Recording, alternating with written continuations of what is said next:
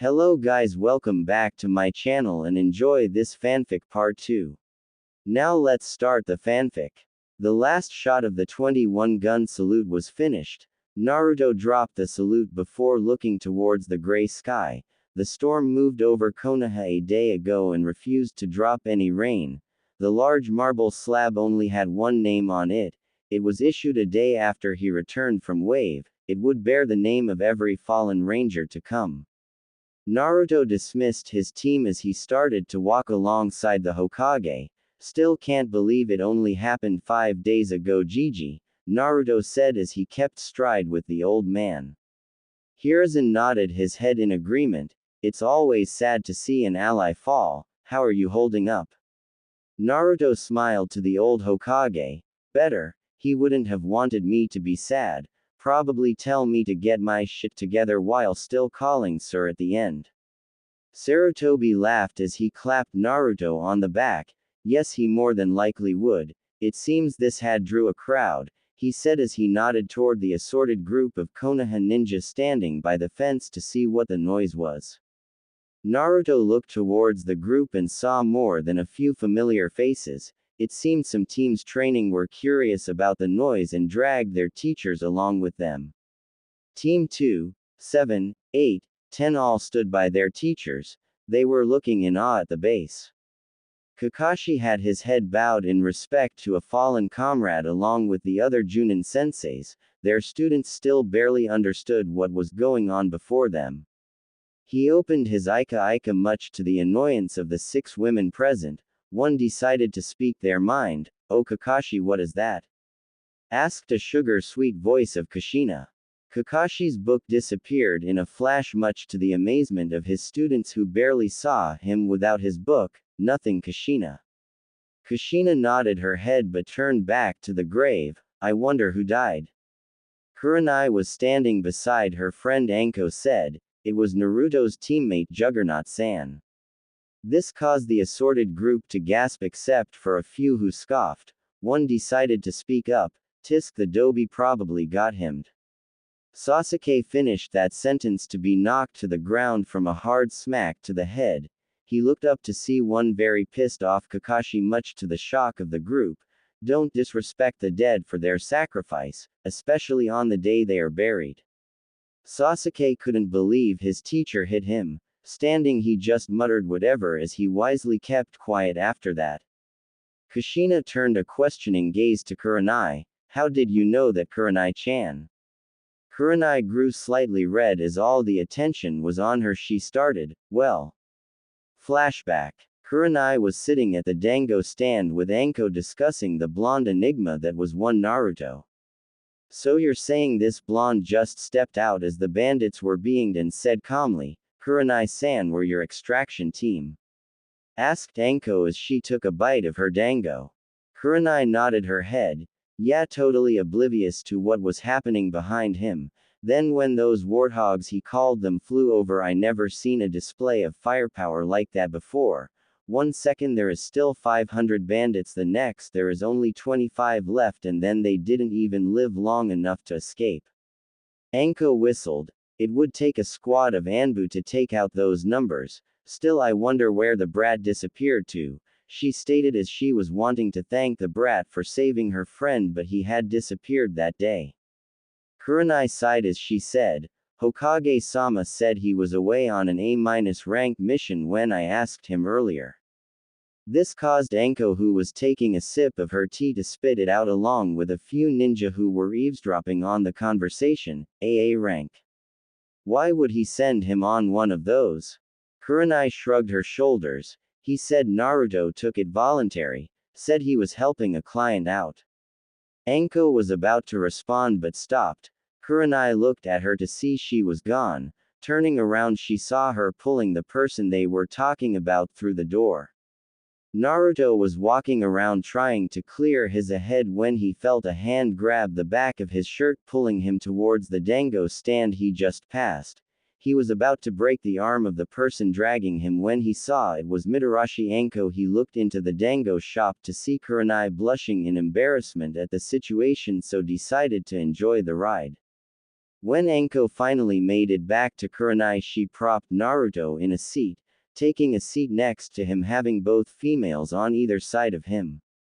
There was an awkward silence that started to ensue until Naruto coughed, saying, "You're looking a lot better now, Kurenai." Anko snorted as Kurenai blushed even more. "Thank you again, Naruto-san." Naruto waved it away. "I did what anyone else would do. And what did I tell you about using honorifics with me?" He grinned at her, making Kurenai eyes widen. Anko let out a laugh before slapping the teen on the back. "Wow, I have never seen Kurenai-chan blush that hard in a while, but thanks for making sure my friend got home safely," she said as she took a bite of dango. "So was it true you ED 500 bandits in seconds?" she asked, making Naruto cough as he took a sip of tea. Naruto shook his head, showing shock. Kurenai and Anko thought he was being modest. "That was the pilots in the A-10s and my team. The cleanup team counted a total of 835 bodies." Everything got quiet in the stand at that answer. Anko raised a delicate eyebrow. "A-10. Naruto snickered, saying, "Sorry, that's the model number, but their nicknames are warthogs." Anko nodded her head in understanding but asked another question, "So what A-rank mission were you on?" This caused Naruto to cough. "How do you know that, Mitarashi-san?" Kurenai finally spoke up. "Hokage-sama said you were on one when I asked where you were. I was looking for you so I could thank you again." Naruto sighed as his eyes took a haunted look. "We were liberating Wave Country from a corrupt businessman."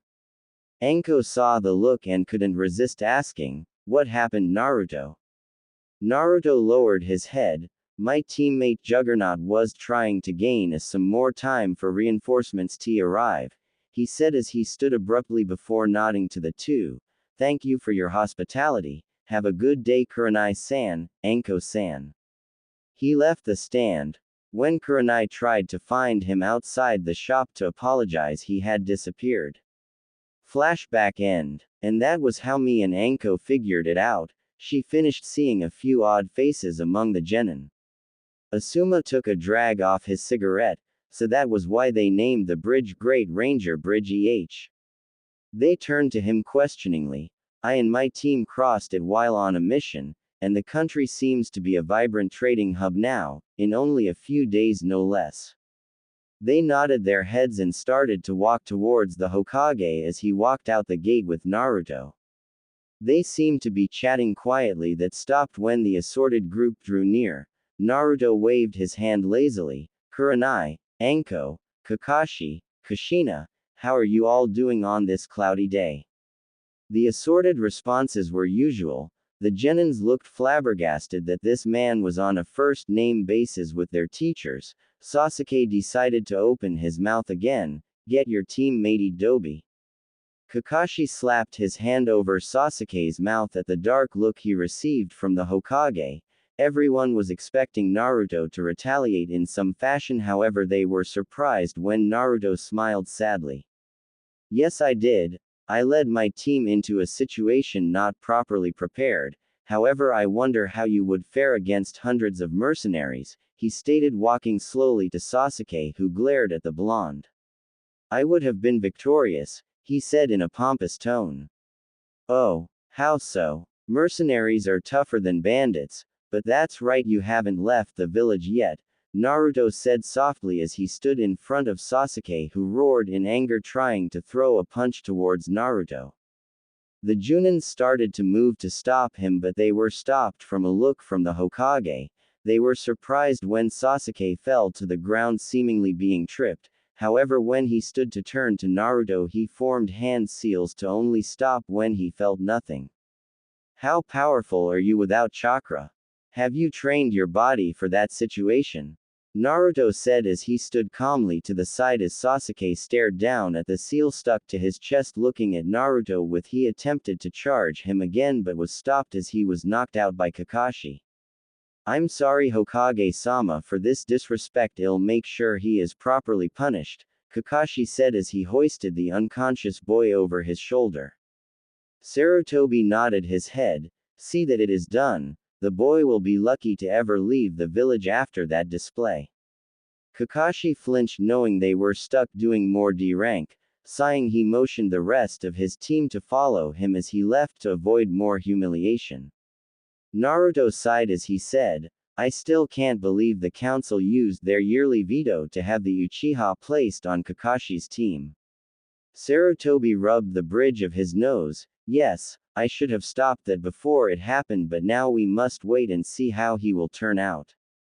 Naruto nodded as he turned to the group saying, sorry you all had to see that. Hopefully Kakashi will be able to break him of that mentality. The Junins nodded while the students remained quiet, shocked Sasuke would blatantly attack an ally in front of the Hokage. Naruto rubbed the back of his neck as he turned to the Hokage. I think I'm going to end my vacation early. I'll head to Suna first, seeing as how there are allies. This caused the Junin to raise their brows. Kushina couldn't help but ask, why are you going to Suna, Naruto? Naruto turned back to her. Got a mission to deliver an invitation. Was going to wait for my week off to end, but I'm getting stir crazy. This caused a few snickers. Kushina knew that this would be a chance to get her team hopefully some better experience before the Chunin exams. Hokage-sama, would it be alright if my team tagged along for experience? Sarutobi started to deny it, but Naruto nodded his head that it was okay. I will allow it, and it would strengthen bonds with our new allies and allow the genin to see the new technology. Kurenai spoke up after that. Would it be alright if my team also came along? Asuma also nodded his head in agreement. Naruto sighed knowing this was bound to pop up. If we took all of you, it might seem like an act of war. However, I will have more documents to deliver after this one, so you can accompany me on those, okay? Team 8 and 10 seemed downtrodden but perked up at the chance to help later. Naruto smiled at them and nodded to Kushina. Meet me at the East Gate in 30 minutes, and pack lightly, seeing as how this shouldn't take more than a day. Kushina nodded as she led her team away, followed by the other team. Naruto turned to the old Hokage as he handed him a scroll. This is for Suna. Make sure Team 2 returns safely, okay? Naruto smiled at him. Nothing should go wrong. I'm going to take some Humvees, should be back before nightfall. Sarutobi nodded as he disappeared from view. Naruto walked back into the base, radioing his team to get ready. He asked N127 and N128 to drive and gun the second Humvee. They nodded as they grabbed their gear before heading towards the gate. Naruto sealed 2 Humvees into scrolls as he started to walk towards the obstacle course that was set up. He watched as Haku ran through the obstacles with surprising grace. He smiled as he motioned her over. Haku was the first recruit to join. While she was also the first female ranger, she showed surprising talent at the training. What's up, Naruto-kun? She asked as she reached him. She was sweating from the workout as she took deep breaths. I'm just letting you know I'm leaving to take a document to Suna. I should be back tonight, so I don't want you slacking off while I'm away, you hear?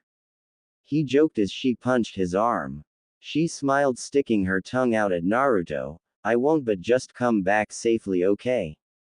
Naruto smiled as he turned. He waved over his shoulder before saying over his shoulder, "Yeah, nay, but I want you to be ready to be on my squad in time for the Chunin exams." Haku waved goodbye before returning to the course. She was glad Naruto decided to let her join, but he had told her she had need to get permission from Zabuza first. It was surprisingly easy as his attitude towards her did a complete 180 when they arrived. He said that if this was her choice, he was glad she was going to learn to defend herself better, but he also told her if she ever got the chance to shoot Naruto in H's for him. While she disregarded that last one, Zabuza seemed deadly serious about it. She was surprised as the cells allowed a comfy living despite the situation. Zabuza was happy to have 3 square meals a day. She moved into a vacant apartment in Naruto's building that was being paid for her by the Rangers until she started to get pay when she completed boot camp. She sighed as her and the rest of the clones who were constantly training took off in a run. The last thought on her mind was hoping her Naruto-kun would return safely. Naruto was busy talking to the gate guards, a couple Chunin who had a few questions about the Rangers. Kushina and her team arrived at the designated time. Naruto said his goodbyes to the Chunins as he made his way to Kushina. Seeing as how you're the one with the mission, you're in command, Naruto, Kushina said as she finally reached him. Naruto nodded his head as he looked at her students. Mikazuki was the team's ninjutsu specialist. She had light brown hair pulled into a high ponytail. She wore a simple battle dress like Tenten from Team 9. The next was Bara, as she practiced taijutsu to be like her idol Senju Tsunade. She had strawberry blonde hair cut short. She wore a fishnet shirt covered by a green vest along with loose pants. The finally one was Kosame, who was learning to become a med nin. She was the most conservative, wearing baggy pants along with a hoodie. Naruto hadn't seen her without the hood up, but black bangs covered her left eye. The one thing they all had in common was they were Kushina's adopted daughters. Naruto saw they had packed lightly. He pulled the two scrolls. He tossed them away as he said, "Your team will be riding in the second Humvee with N127 and 128, you will be riding with my team in the first one." Two plumes of smoke later, the Humvees appeared. The Rangers started to get into their designated vehicles. Naruto heard Bara let out a squeal. "I can't believe I get to ride in one of these."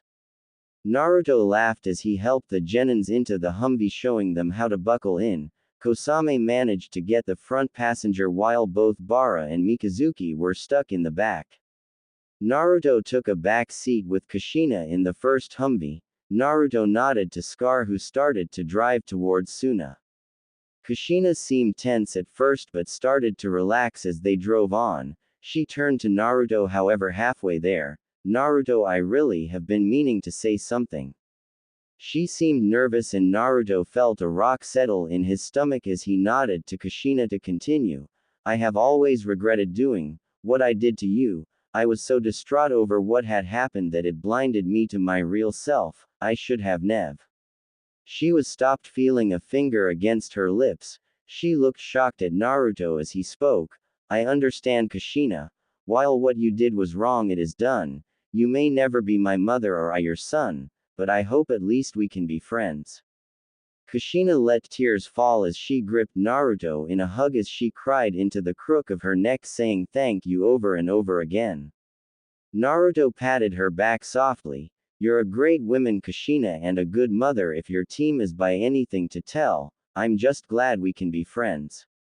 He was, however, shocked when he felt a tongue start to lick his neck. A blush started to form. Kushina then sat back with a matching blush. She couldn't look at Naruto as she couldn't believe what she just done. She didn't know why, but it just felt right for the moment. However, she was surprised when a hand grasped hers, giving it a squeeze. She saw it was Naruto. She smiled timidly as she asked, "When we get back, would you like to get something eat sometime?" Naruto was shocked by her forwardness but nodded his head as he let her hand go. Everything went uneventful as they passed from trees into the desert sand that made up most of Wind Country. Naruto was chatting with Kushina, getting to know her a little better when Scar said, "We are being followed, boss." Naruto and Kushina both turned serious as Naruto asked, "Have you seen them?" Scar nodded his head as he tilted it to the right side.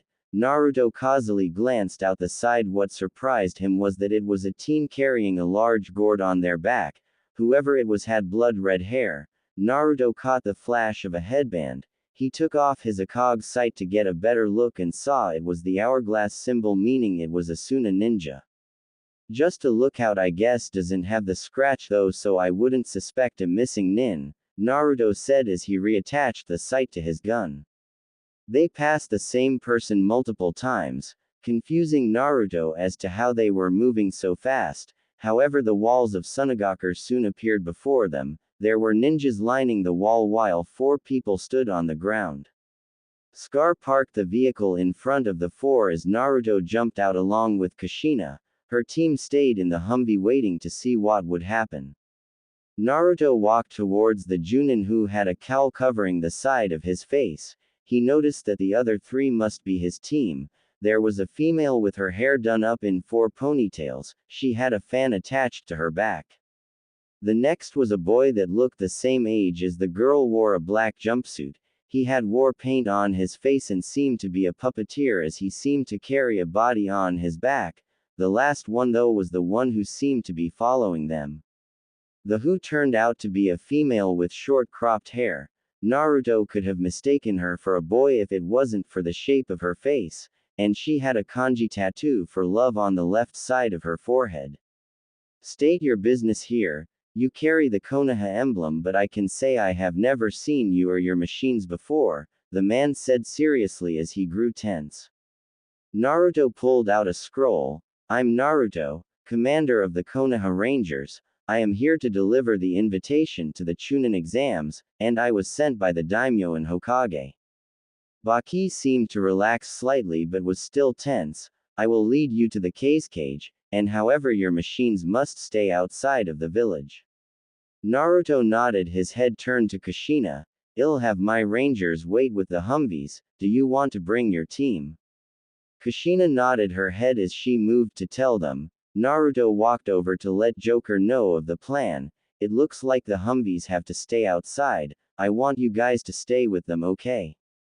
Joker nodded his head from on top of the Humvee. Naruto turned but was stopped by Scar. Be careful, boss, something doesn't feel right. Naruto nodded his head as he was rejoined by Team 2 as they followed Junin and his students. As they walked through the large wall, Naruto learned the Junin was Baki, and his teammates were siblings named Temari, Kankuro, and Gaia. Gaia was surprised as her mother had quieted when she saw the machines driving through the desert. She was more surprised, however, when she felt her mother grew fearful at the sight of the blonde and red head. She had learned they were named Naruto and Uzumaki Kushina. As they reached the round administration building, the girls of Team 2 were awed at being able to see another of the great ninja villages. Passing through the doors, they headed up a couple flight of stairs before arriving at a pair of double doors. Baki knocked twice before being allowed to enter, followed by Naruto and Team 2. The cage looked up from his work to see a teen in weird clothing with the Konoha emblem stitched on his armor. He sat back as he said, "So who might you be?" Naruto stood at attention saying, "I am Naruto, commander of the Konoha Rangers Cage-sama. With me is Kushina and her team, Mikazuki, Bara, and Kosame." The cage seemed slightly satisfied with the answer but asked another question, "And who might these rangers be?" Naruto relaxed a bit, said, "We are new allies under the command of Sarutobi Hiruzen. We are the shield of the fire country." The cage seemed to grow serious. His luck was getting worse. First Orochimaru showed up a week ago, but now these new arrivals. If what he learned from the messenger about their arrival was anything to go by, these so-called rangers had advanced technology, then he feared that Konoha was growing too strong. What made him furious was he had learned nothing of this from his so-called allies. Cage dipped his head. "And what is your business here, Naruto-san?" Naruto pulled out a scroll before handing it to the cage, who broke the seal. Reading it, he nodded his head before looking back towards Naruto. "Very well. Let Hokage Dono know I will arrive with a guest on the 3rd exam. Temari, take your siblings with you and escort Naruto-san and Team 2 to the gates." Naruto nodded his head to the cage as he turned, following the San siblings. Once they had left, Cage turned to Baki saying, "Send a messenger to Orochimaru after the Konoha scum leave. Tell him I agree to the offering." Baki nodded his head while his inside turned to stone, fearing what the cage just agreed to. Naruto followed behind the 3 siblings, watching the fearful gazes turn to Gaia. It didn't take a rocket scientist to connect the stairs and the black rings around the girl's eyes. Gaia seemed to be the host of the Aikibi if reports were to be correct. However, things stayed quiet between the groups as Team 2 took in the sights. Just as they were about to exit the walls, Gaia stopped abruptly. Turning to Naruto, she said, "Why does mother fear you and the woman?" Naruto looked confused at her before realizing that whoever sealed the demon had to messed up the seal. He grew serious as he said, I don't know why she does, but how is the Aikibi bothering you? This caused everyone to gasp. Team 2 because they didn't know Gaia was a Jinchuriki of the Aikibi and the Sand siblings because Naruto figured it out. Gaia was shocked that when she tried to force her stand to wrap around him it diverged away from him as if afraid of being poisoned. Who are you really?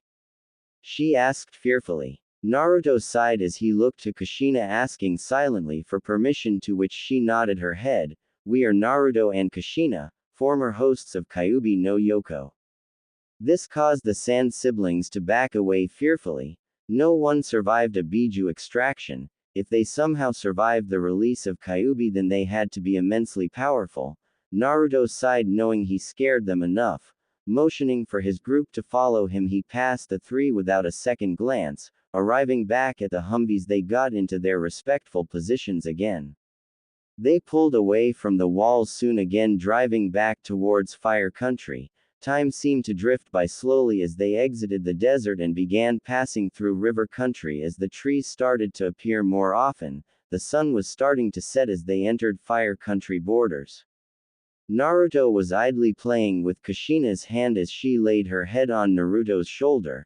The moment was surprisingly intimate for them both, however when Kushina's hand started to move Naruto's it changed quickly. Fluff scene. Kushina bit her lip as she put Naruto's hand on her thigh. Naruto blushed scarlet as she moved his hand up and down her thigh.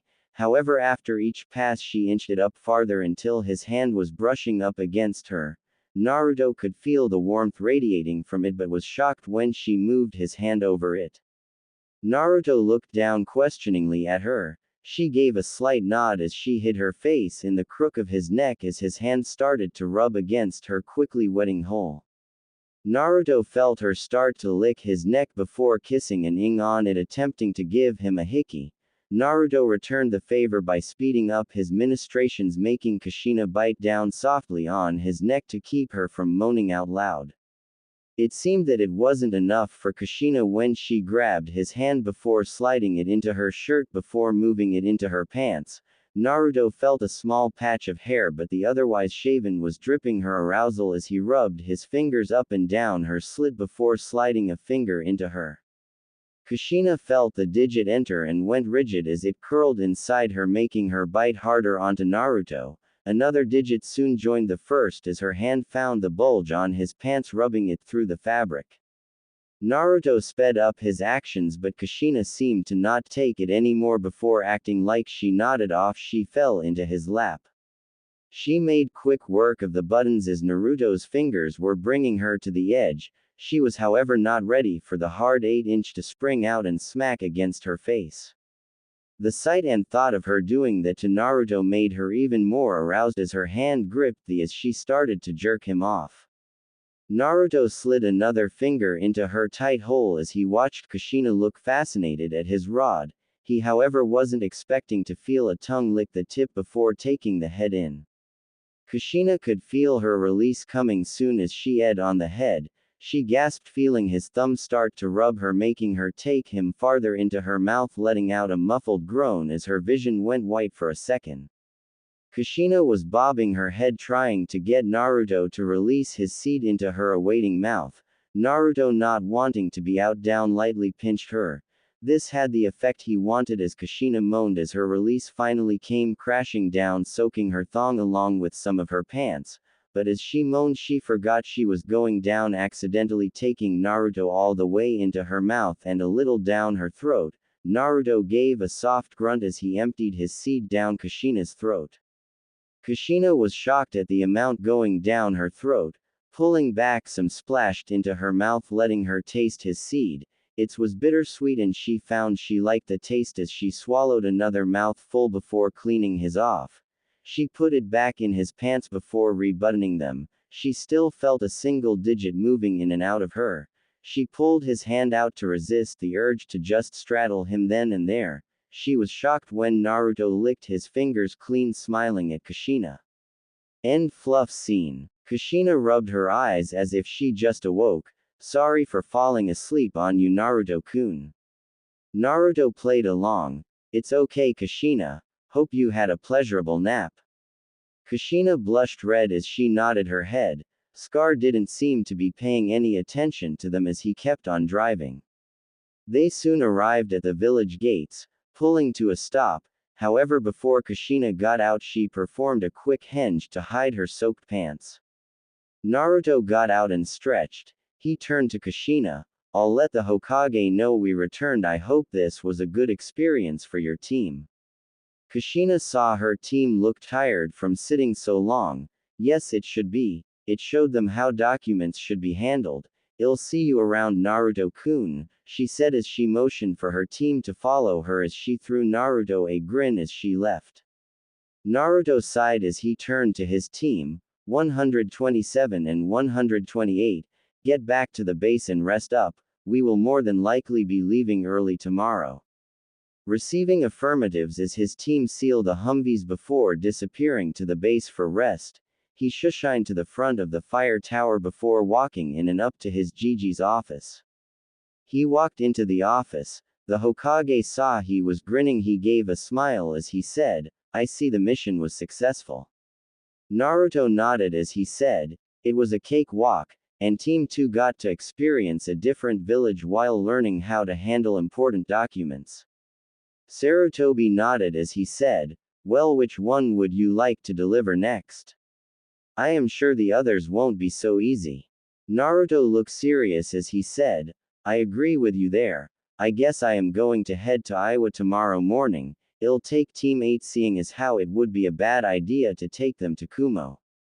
Hiruzen lit his pipe as he exhaled a puff of smoke. I agree with you there. It would cause an uproar from the Hyuga. I will send a messenger to Team 8 after you leave to notify them when to meet you. When will you be leaving?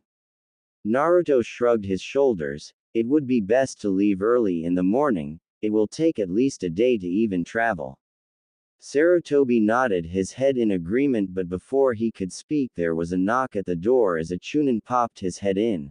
Hokage-sama, sorry for the interruption, but the messenger Hawk sent to AIM hasn't returned as expected. I fear the bird was compromised. He sighed as he stepped out his balcony, inhaling the crisp morning air before shushining to the base. He saw his team checking their gear along with 2 other squads. He walked towards them. They turned to him, saluting him as he approached. He sighed, you guys already know the plan.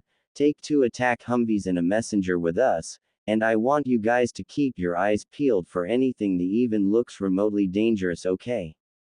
He received nods as they went to get the vehicles. He clicked his radio. In a couple hours launch Kyubi for air support, understood. He looked up to the tower as a voice came out of his radio. Understood, sir. Kyubi will launch in 3 hours to perform air support. I'm recalling the choppers in case of an emergency extraction. Naruto gave the thumbs up to the leader of the air group. Good, I hope we won't need the air support though. Naruto watched the teams showed back up. He nodded his head to them before they mass shushined to the east gate. They arrived at the gate much to the shock of the ninja guards seeing the teens decked out for combat. The Humvees were unsealed as the teams started to load up. Naruto and his team loaded onto the messenger truck. Naruto sat in the passenger as Scar followed behind the Humvee in front of them. As they started to near rain country, it started to rain before it began to pour down harder as they neared the border. Reaching the border, Naruto had them stop, seeing as how AIM closed their borders a few years ago, flaring his chakra to gain the attention of the border guards. Naruto waited for a few minutes until a voice crackled over his radio. Naruto, have you reached AIM yet? Naruto was surprised to hear the voice of Sarutobi clicking his radio. He said loudly over the rain, not yet, Gigi. We just stopped at the border to notify the border guards why we were here. So far no one has showed. The radio was quiet for a minute before Sarutobi said, something isn't right. While we have sent messengers before they were turned away, continue on and see if you can find out anything. Naruto sighed as he stepped back into the Humvee, giving the signal to continue on. They passed into the AIM border surprisingly not being stopped. They continued driving as the rain still poured down. Scar turned to Naruto. Something doesn't feel right, boss. Where were the guards? Naruto rubbed his temples contemplating this development. I don't know, Scar, and hopefully we will learn some answers when we get to AIM. Joker, who was sitting in back, said, that's if we don't get flooded out by this rain first. This caused Scar and Naruto to chuckle. Naruto nodded his head in agreement. I'm surprised this country isn't a sea by all the water that go. However, he was interrupted as the Humvee in front erupted into a ball of flames. Scar brought the Humvee to a dead stop as kunai pepper both sides of the Humvee, cracking the windows and a few logging into the windows. Ambush. Take defensive positions. Naruto yelled over the radio as he and his rangers hopped out to see AIM ninjas start to appear out the trees throwing kunais and shurikens.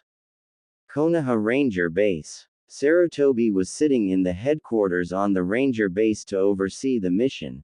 He felt his stomach start to sink when Naruto talked to him. However, his blood ran cold 30 minutes later when he heard Naruto's yell over the radio, ambush. Take defensive positions. He clicked the radio as a few rangers around him scurried to launch the choppers. Naruto, what's going on? There was silence for a minute before the radio crackled to life as gunfire was heard in the background. AIM ninjas ambushed us halfway to AIM, and were returning fire, but they're still coming, watch out. He heard Naruto yelled as the radio went dead again. 30 miles west of Omegakure. Naruto was laying down fire into the trees as ninja attempted to get around the fire. More than a few already lay dead around Naruto as kunai and shuriken laid broken or dented around them as shell casings started to gather. He was busy informing Sarutobi about the situation, however he was able to catch sight of a Junin performing hand seals. Before he could him the man he called out, Doryuden. Naruto saw the mud dragon head form out of the ground before launching a mud ball towards the Humvee he was near. He stopped his conversation with Sarutobi, watch out. He yelled as he dove out of the path. The ball slammed into the side of the jeep, knocking it end of end before it slammed against a tree on the side of the road. Naruto pulled himself out of the mud before putting a bullet into the grinning Mon's head as he checked on his team. They were alright, still laying down fire. Naruto stood before he started to back up. He yelled over the fire, grenade the trees. The rangers nodded in understanding as they primed grenades before throwing them into the trees. They were rewarded with the screams of pain as the grenades detonated, launching a few unlucky ninjas into the air. Naruto motioned for his team to regroup around the last Humvee. He clicked his radio, where is the Kyuubi? There was static for a few minutes as Naruto feared he damaged his radio until a voice came through. This is Kyuubi on station and awaiting fire command. Sir, activate your strobes and we will start to paint the target. Naruto sighed in relief as he yelled to the clones, strobes now. They nodded, but as Naruto was about to regroup them he saw something that made him freeze. One of the rangers who were in the first Humvee was laying on the ground screaming as he grasped his leg he was missing. Naruto cursed as he started to run towards the downed teen. Halfway there, AIM ninja jumped down from a tree and activated something Naruto never thought he would see. It was a Raijin. The man who had to be Aoi swung the blade lightly across the downed man, making him scream as electricity went through him. Naruto raised his gun to fire. However, when he pulled the trigger, the gun jammed from the mud it collected. Cursing aloud, he swung it behind him as he pulled a pistol. Aoi must have heard him as he looked up at Naruto before his eyes widened before 4 shots riddled his chest, knocking him to the ground. He reached the downed soldier who he saw was N065. He pocketed the Raijin before he pulled the wounded man over his shoulder. He clicked on his strobe as he started to run back towards the group. He made it halfway there before a kunai pierced his back left thigh, making him stumble. Pulling it out, he tossed it before making his way back to the group. he heard a massive explosion as some trees near him were blown apart along with the 10 ninjas who died in the resulting fireball from the 120mm cannon from the Kyuubi. Naruto turned his head to see if anyone was following him, but what he saw was a kunai with an explosive tag attached to it landed 5 feet behind him before it exploded, launching him, and 65 through the air landed 10 feet away from the group. Naruto stood. He grabbed the hand of the downed ranger before pulling him towards the group. He felt something pierce his back twice, making him fall forward. He rolled over, feeling whatever was in his back dig a little deeper. Gasping, he sat forward, trying to ignore the pain as he started to fire his pistol to a couple chunin who thought they could get him while he was down. He felt whatever was in his back be pulled out. As he turned, he saw it was Scar. As he started to drag Naruto towards the Humvee, Naruto turned back to point towards the wounded teen but saw nothing there. His heart clenched, realizing he had to be dead. Scar managed to get Naruto back to the jeep before returning fire again. Naruto saw a barrage of kunai headed towards Scar. Naruto grabbed his jacket, pulling him down as the kunai passed over him, however one slashed across his left cheek. Scar nodded his head in thanks to Naruto as he crouched, firing again. The Kyuubi stopped firing as a Blackhawk flew overhead, spraying the trees with its Gatling guns. Naruto started to get pulled away from the Humvee by Scar. He turned his head, seeing it a Chinook touchdown as more rangers jumped out to give covering fire. Naruto coughed up some blood as he put his fingers into a ram seal, activating the recall seals on the scattered weapons and Humvees. They disappeared into a puff of smoke, much to the shock of the attacking ninja, who started to retreat, seeing the cause of the attack vanish. Naruto's last sight was the ceiling of the Chinook as he passed out from blood loss.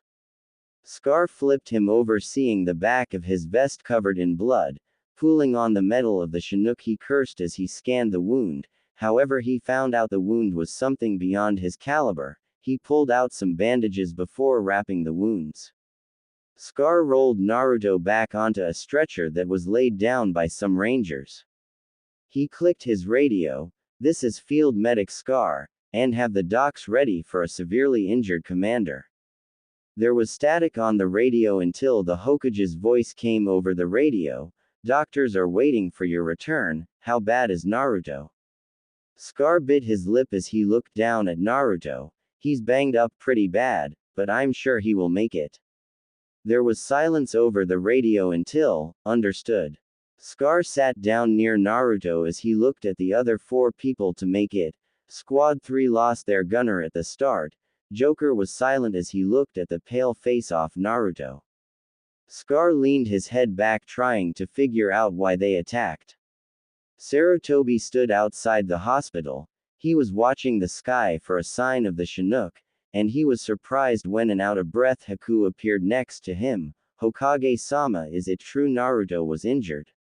she asked him fearfully. Sarutobi nodded sadly. He was ambushed 30 miles west of Omegakure, and it seems the culprits were AIM ninja. Haku looked fearfully towards the sky as she asked, "How bad is he?" Sarutobi pulled out his pipe before lighting it. "Scar told me he should make it." Haku seemed to let out a sigh of relief. "Naruto has friends in the village, shouldn't they be contacted about what happened?" Sarutobi shook his head negatively. "No, we should wait until Naruto can receive visitors before worrying them." Haku nodded her head in understanding as the sound of chopper blades start to grow louder. The Chinook appeared over the cliff as doctors rolling a stretcher ran outside. The Chinook landed on the ground as Scar and Joker quickly ran out carrying the stretcher with Naruto on it. Switching him to the roller, the medics quickly wheeled him inside past Sarutobi and Haku, who got a good look at him. He was pale as his left cheek was covered in blood from an open gash. His hair was slightly reddened in a few places, however he had blood coating the left jacket arm and seemed to have splattered across the front of his combat vest. However, as he was passing, Naruto seemed to be awake as he looked blankly around before catching sight of the Hokage. He whispered softly, "Wait, right pants pocket, give it to the Hokage." One of the medics nodded as he dug out the Raijin as Naruto was wheeled into the hospital. N245 looked at the object in his hand before running over to the Hokage. Naruto wanted to give you this, sorry but I must go. The medic ran into the building, leaving a shocked Sarutobi who thought he would never see the object he was holding as he whispered hoarsely, Raijin. Haku looked curious at the object in his hand. What's the Raijin? Sarutobi activated the muddy handle as a blade of electricity appeared. The Raijin was the weapon of my sensei Senju Tobarama, and 9 years ago it was stolen by a deserter named Rokusho Aoi. Sarutobi deactivated the blade as he said, Naruto must have somehow recovered it during the ambush. Konoha will forever be thankful for returning it. Sarutobi sighed, shall we go wait on Naruto? Haku-san. Haku shook her head, I am going to get back to training. It would be what Naruto wants. He wants me to take a place on his team before the Chunin exams. Sarutobi nodded his head as he waved goodbye to Haku as he went inside the building on Naruto. Next day, Naruto awoke to a steady beeping noise. He cracked open his eyes, seeing it was the white ceiling of the hospital. Groaning, he attempted to sit up to only be pushed back by a hand. Turning to the side, he saw it Hiruzen. How are you, Gigi? Naruto asked as he realized how sore he was. Sarutobi chuckled as he sat back into his chair. I should be asking that of you, Naruto. Naruto grimaced. Like I got stabbed. Sarutobi nodded his head as he said, you had a punctured kidney and a cut right lung that surprisingly didn't collapse, along with the gash across your cheek and another wound on your left thigh. You made a complete recovery but will need a week of bed rest, doctors and Hokage's order. Naruto frowned at that. He lowered his head. How many died this time, Gigi?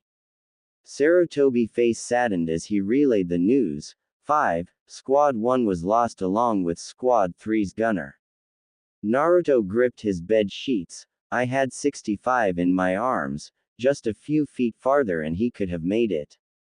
Sarutobi grew serious. Any AIM ninja to arrive for the Chunin exams are going to be turned away. And it seems Hanzo turned hostile finally, but I need to know what happened and how you recovered the Raijin. Naruto looked at the ceiling as he started. Everything was okay until approximately 30 miles from AIM, the first Humvee drove over an explosive tag. Naruto relayed everything that had happened until he passed out. At the end, Sarutobi was furious at the blatant attack. Then Naruto asked, have they been buried yet, Gigi? Sarutobi nodded sadly. I watched over the funerals. They have been laid to rest by Juggernaut and their names added to the stone.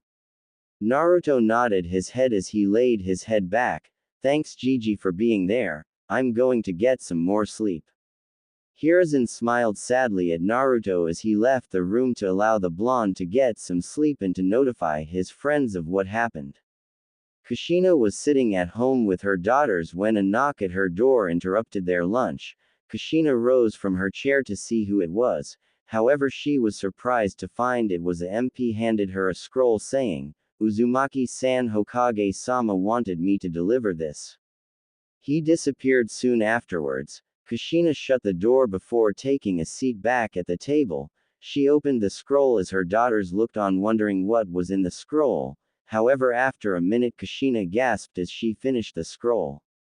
What's wrong, Ka-san? What's in the scroll? Asked a bewildered Bara. Kushina rolled up the scroll before saying, Naruto-kun was injured yesterday during an ambush by AIM ninja. She finished quietly, shocking the three.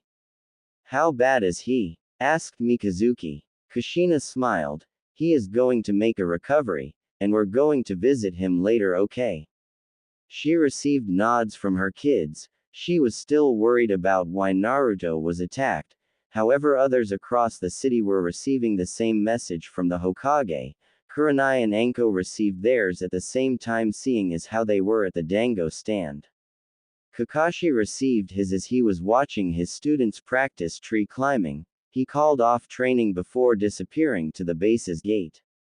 Ichiraku and his daughter Ayame got the message. They couldn't visit until later when they closed. Naruto slept soundly for a few hours before he awoke again feeling a familiar presence. Kakashi, I didn't know you liked watching guys sleep. He heard a chuckle from his left. He opened as he saw Kakashi with his Ika out, letting out a sigh. I should have known. How have you been, Kakashi? Kakashi closed his book, giving an eye smile to Naruto. I have been good considering my team, and how are you feeling, Naruto? Naruto sat up slightly, feeling a dull throb from his back. Feeling a lot better now actually. So are you visiting? Kakashi nodded his head. Yeah, called training off to come here. You seem to be doing okay for someone to survive a ninja ambush. Naruto's face grew grim. I was one of the lucky ones. Sighing, he grinned slightly at Kakashi. So any news? Kakashi leaned back in his seat.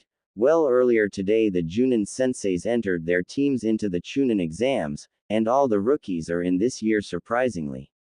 Naruto's jaw dropped. All the rookies are. You sure your team can make it? Kakashi shrugged his shoulders. They haven't been outside the village, so I have been training them roughly for the past week, but the council wants the Uchiha to be in this one, seeing as how many daimyos want to see the last Uchiha in it. Naruto shook his head at the stupidity of the council for probably sending the Uchiha to his death. His thoughts were interrupted, however, when Kakashi stood. I best be leaving, Naruto. Get well and I'll see you soon. He disappeared through the open window as Kurenai and Anko entered the room. Naruto spoke with them both and told them about what happened. Both seemed amazed that he survived, but then it descended into pointless chatter about the Chunin exams and how the two were doing. After an hour they both left. As Naruto is getting ready to get some more rest, his door opened again to allow Team 2 in. The same conversation pretty much happened except for the Chunin exam talk, seeing as how her students were entered for this year's one. But before they left, Kushina asked for a couple minutes alone with Naruto. It turned out she wanted to give him thanks for returning back alive. That ended with him shooting his seed down her throat, followed by promises of something more if he managed to stay alive until the Chunin exams.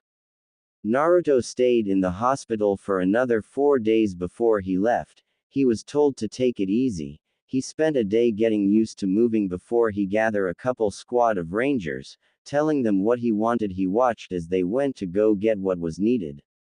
Naruto shushined to the fire tower before entering it, heading towards the Hokage's office. He entered shocking Sarutobi. Naruto, shouldn't you still be in bed? Naruto grinned. Always hated hospitals, but I'm here to get the invitation of Iwa. Sarutobi sighed as he rubbed his temples before throwing the said scroll to Naruto. Iwa has always proven hostile. They have held a grudge since Minato 300 of their troops. I fear they may mistake you for him. Naruto nodded seriously. Since he lost his whiskers he looked like a mini Yondaime. He cut his hair short, making the resemblance a lot less. Thankfully. I understand. This time I'm taking extra precaution. I'm taking a Humvee with the Bradley. I'm taking squad 6, 8, and 9 for backup. Warthogs will be on station in case the need of a quick getaway is necessary. Sarutobi nodded his head in agreement to taking the extra backup. Sighing, he said, I'll send a runner to Kurenai to let her know to meet you at the east gate. Naruto saluted the Hokage before thanking him and leaving to the gate to get ready along with the squads. He arrived at the gate to already see both vehicles unsealed and getting checked out before the mission. The Bradley was gathering a group of watchers seeing the new machine for the first time. Naruto walked towards the squad saying, Squad 6 will take point in the Humvee, Squad 8 will ride in the hold with my team, and Team 8, Squad 9 will be on top of the Bradley to keep a lookout for any traps. Understood. He received a salute from the troops as Team 8 arrived. Kurenai, your team ready? She nodded her head as she walked towards Naruto. Yes, they're prepared. Naruto nodded his head before saying to them, we're going to be going into hostile territory. If you want to back out now you can. The team stayed there, making Naruto nod in approval.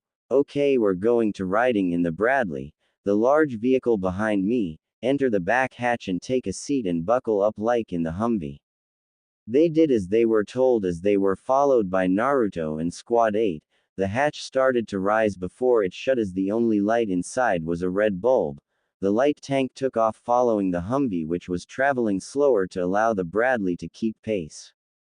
A couple hours later he heard the driver tell him, "We're nearing the village, sir. It looks like we got ninjas waiting along with the Tsuchikage."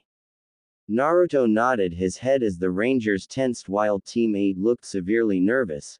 The earth started to shake before it stopped as the Bradley came to a stop, dropping its ramp, allowing Naruto to come out followed by Team 8. Naruto blinked his eyes rapidly to get adjusted to the sun. He turned to see a massive rock wall had risen, blocking passage as ninjas were on top of it, tense, prepared for battle. He saw the old Sandame Tsuchikage standing watching him. "State your business here. This could be seen as an act of war with how many troops you bring," said the old man loudly from his position. Naruto said loudly, "I bring the Chunin exam invitation. I don't wish war, this is merely protection." The old man seemed to think for a minute before jumping down on the ground. He seemed to curse up a storm about his back as he motioned Naruto to come closer.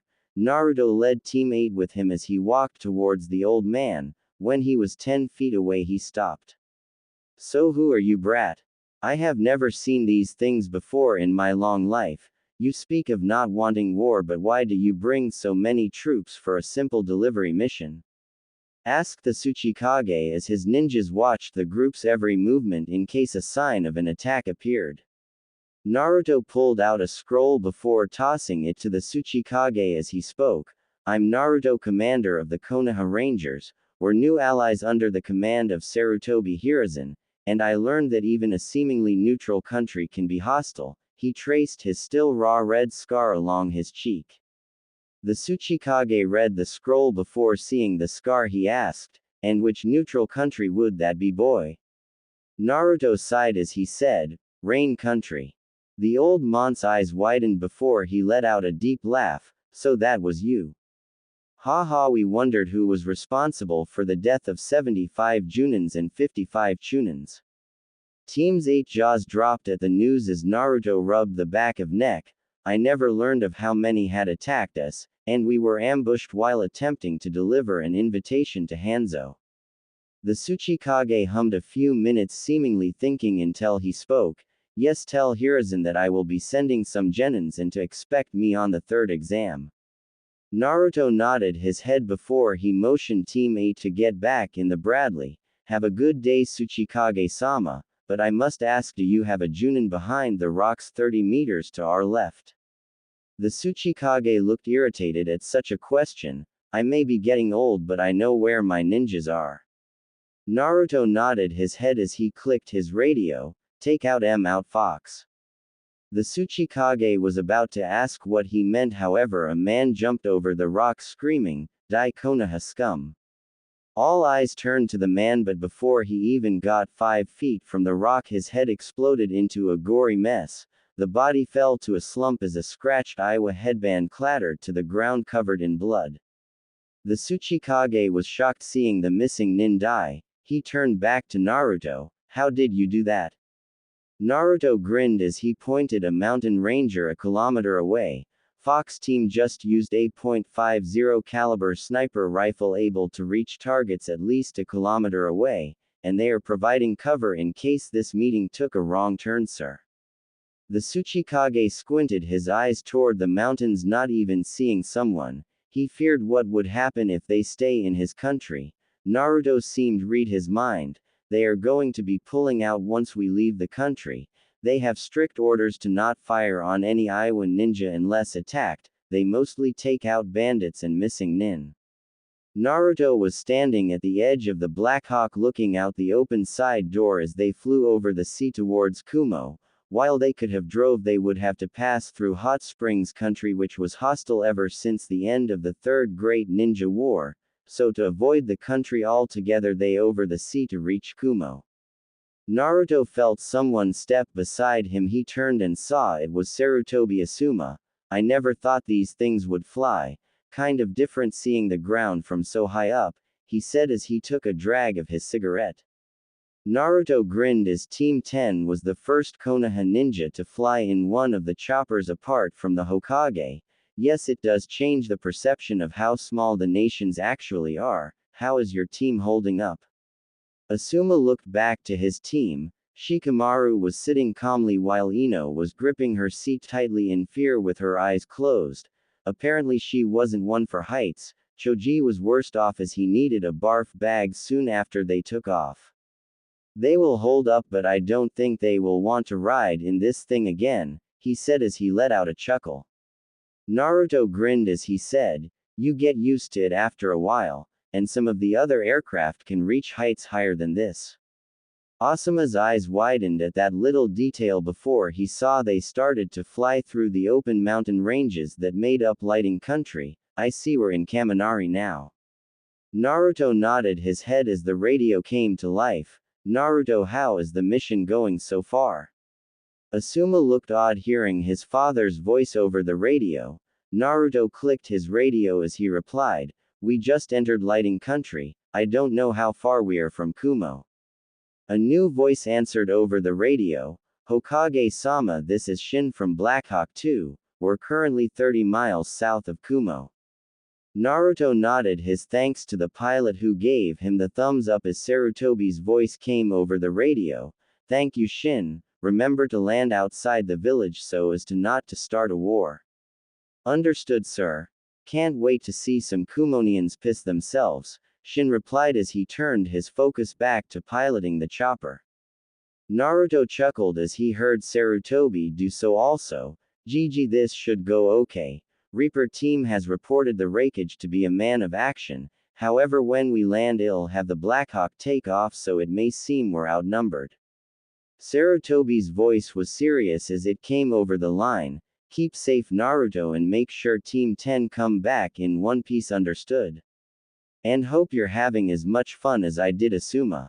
Asuma chuckled as the radio went dead, what did I get myself into? Naruto grinned as he turned to him. An A-rank mission to a probable hostile country. Asuma lowered his head as Naruto laughed, look on the bright side, your team will have a fancy A on their portfolios. Asuma nodded his head as something caught Naruto's eye as they passed a simple-looking hut. A large black man stood looking at him as they flew by. For some reason Naruto gave a slight wave, surprised as the man returned it before he lost sight of him. Killer Bee was training inside his hidden cave only by a few as he was talking to his Biju the Hachibi, so what shall we rhyme about Hachibi? He however was surprised when the voice didn't respond immediately as usual, go out Bee, something is heading this way. He wasn't used to taking orders from his Biju, but something about the seriousness in his voice made him leave his cave. He waited outside getting annoyed by the wild goose chase, but as he was about to enter his hut again the sound of large swinging blades entered his ears. He turned and what shocked him was a large black object was flying by bearing a white Konoha emblem on the front and narrow tail.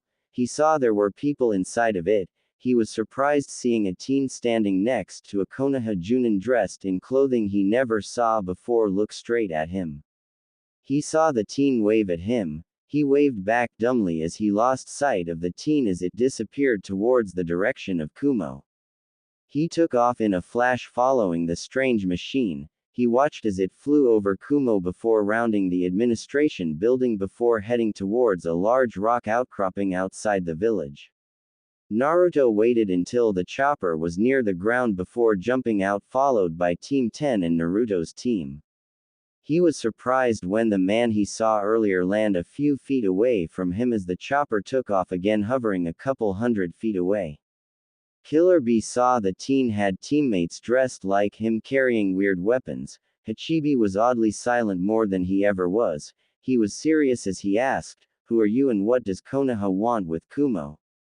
Naruto said in a laid-back tone, my name is Naruto, and we're here to deliver the Chunin exam's invitation to the wreckage. B looked at him for a minute saying, my name Iser B, brother of the wreckage. As he said this a large man landed next to B, making the ground crack slightly as a squad of Junin landed behind him.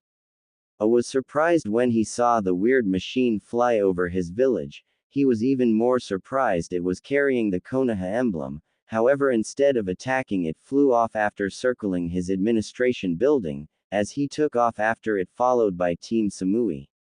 He felt his brother's presence where the craft dropped off 7 people.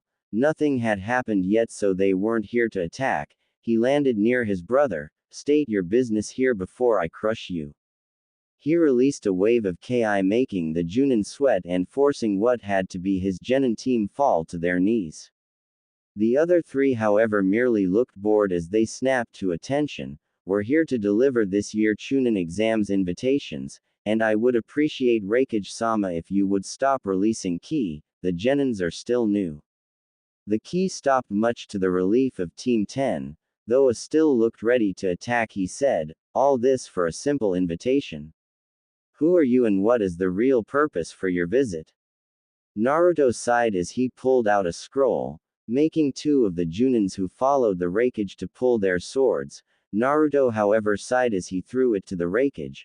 I am Naruto, commander of the Konoha Rangers, and the reason for all this. The daimyo thought it would be a good idea to show the nation's Konoha's new allies. B shook his head as he muttered, politics. Naruto nodded his head. You're right, B-san. Politics is best left to civilians. If I had it my way, I wouldn't have wasted the time, seeing as how I have already lost people doing these stupid courier missions. He traced the scar across the face in remembrance. I looked up from the scroll with an eyebrow raised. Who would attack a diplomatic courier? Naruto shrugged his shoulders. Hanzo apparently finally went completely nuts, as I was ambushed heading to AIM. I shook his head. AIM blatantly attacking a Konoha ally. The scroll was an invitation. He waved for the team behind him to stand down. Well, who are you, friends? Naruto scratched the back of his head. Aw, sorry about that. This is Team 10, Nara Shikamaru, Akamichi Choji, and Yamanaka Ino, and this is Sarutobi Asuma, their sensei. He turned to his team as he waved to them. This is my teammates Scar and Joker. Right now we're currently waiting on a 4th member. A nodded his head as he said, as you already know, B, I'm A. Behind me are my trusted Junin Samui, Karui, Omoi. Naruto nodded to the team, looking all of them in the eyes. He made sure not to look at what had to be Samui's large. However, Joker didn't have the same restraint as he giggled perversely. Naruto sighed. You have permission. Everyone looked confused at him until Joker wound up being knocked to the ground with a hand print on his face. Naruto chuckled as he turned to the slowly sitting up Joker. You're going to get into more trouble than you can get out of someday, Joker. Joker grumbled as he nodded his head in agreement as he stood back up. Naruto turned back to as he let out a deep laugh. I like you, kid. You're alright. Tell Hokage Dono that I will be sending some teams this year and to see me during the 3rd exam, but I have a favor to ask. Naruto nodded his head with a smile. What would that be, Raikage-sama? When the exam comes around, would you mind picking me up in that machine over there? He asked as he pointed towards the chopper. Naruto scratched his chin while Team 10 was speechless as Naruto spoke on seemingly good terms with the Raikage. Shouldn't be too much of a hassle. I'll tell Gigi to send a hawk warning you when we will be showing up. He waved the chopper to land as he continued. Would you like a ride back to your tower? I was shocked that he would agree and even ask if he wanted a ride. I would like to, but aren't you the least bit serious? My team will just you all when we're on it. Naruto grinned slightly as the chopper touched down. Nah, because if you did, it would just mean another war, and more than likely not all of us would leave alive. The veiled threat was there, making the Raikage nod in approval. Team 10 was already sitting in their seat again as Joker and Scar took sitting positions at the edges. The Kumo group carefully got in, seeing technology beyond anything they had seen.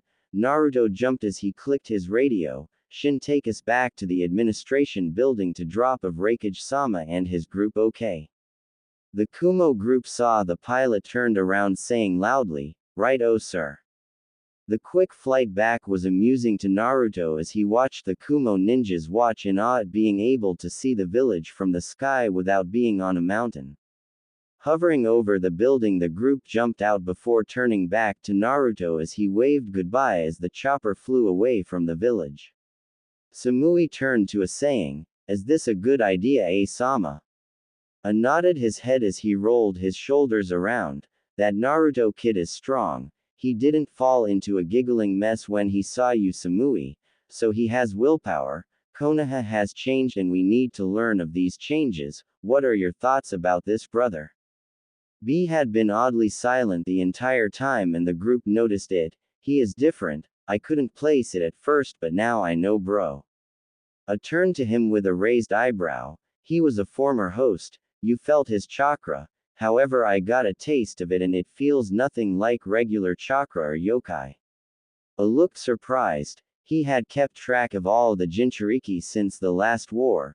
Rock had lost both of theirs, one who left the village and the other by missing nins. Mists were dead due to the ending of the civil war. Waterfalls was missing, presumed dead, and B and Yugito were Kumos. However, he had received a message from Yugito earlier. She was being followed by a group named Akatsuki. He had learned it was the same group who went after the Jinchuriki in Rock, which ended in many ninjas' death trying to protect the man. He couldn't take the chance, so he destroyed the note. He regretted it, but it was for the best of the village. However, the only Biju left was the Kyuubi. His eyes winded at that. He was the former host of Kyuubi. B nodded his head as he said, had to be, seeing as how the Yondaime defeated the Kyuubi before, but Hachibi says he can't feel the Kyuubi anymore, so he must have returned to his realm. Team Samui was shocked at this revelation. To them he looked and seemed like a normal teen. Apart from the chakra reservoirs of a cage, Karui spoke up, how is it possible, B-sensei? Anyone to have a Biju removed has died. If the Kyuubi broke free, how could he be standing there talking to us? A shook his head. The Kyuubi couldn't have broken free. I hate to say it, but the Yellow Flash was a seal master. Anything he did would hold a Biju. No, the boy must have released the Kyuubi of free will.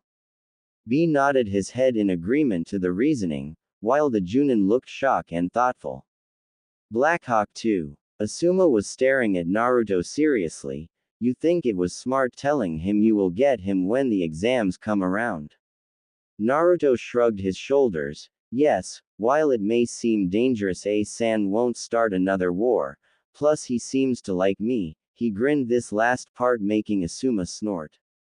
Naruto looked down below them as they passed over an abandoned village. From reports it was destroyed during the war. However, when he turned back to Asuma, an explosion erupted below them, making the Blackhawk shake as it tried to regain control. Naruto was holding onto the surface of the chopper as it banked to the side. He heard Ino scream. Naruto turned and was thankful they were buckled in. However, he was surprised to see Asuma get knocked from his seat as he started to roll to the open door. Asuma yelled in shock as he rolled towards the open hatch. He gripped the side of the door as his body swung out. He looked down at the ground, seeing flames bellowing smoke. The aircraft shook again, making him lose his grip. His eyes widened as he felt weightless as he started to fall. However, before he could get far, a hand grabbed his wrist, gripping tight. He reflexively gripped the wrist as he looked up, seeing it was Naruto. Naruto started to pull the scared Junin back into the chopper. Once he was in, he applied chakra to the surface as his breath was ragged from the near-death experience. Thank you, Naruto. Naruto nodded as he clicked his radio. Bring us around, Shin. I want to see what caused that explosion. He got the affirmative as the chopper turned. What he saw made his eyes widen. The Nibi was fighting two ninjas dressed in black cloaks with red clouds on them. He watched as the Nibi spewed blue flames at the jumping ninja.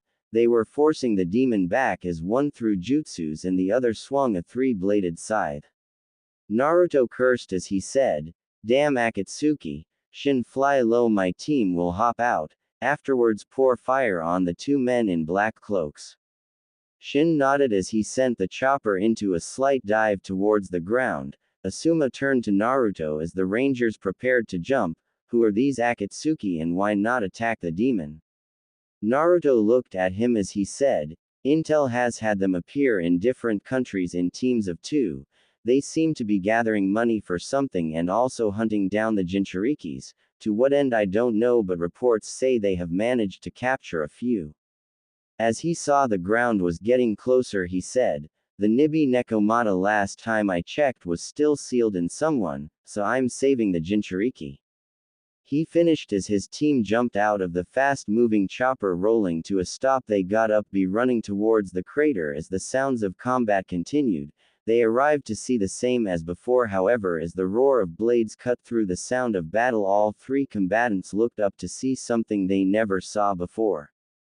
Kakuzu looked up at the machine. He had never saw something like it before in his 100 of years of life, meaning the thing had to be priceless. However, he saw 3 teens standing above the crater looking down at them. Hidan was pissed that his battle was interrupted by something. Jashin demanded blood. He saw 3 teens that would do nicely as he grinned sadistically.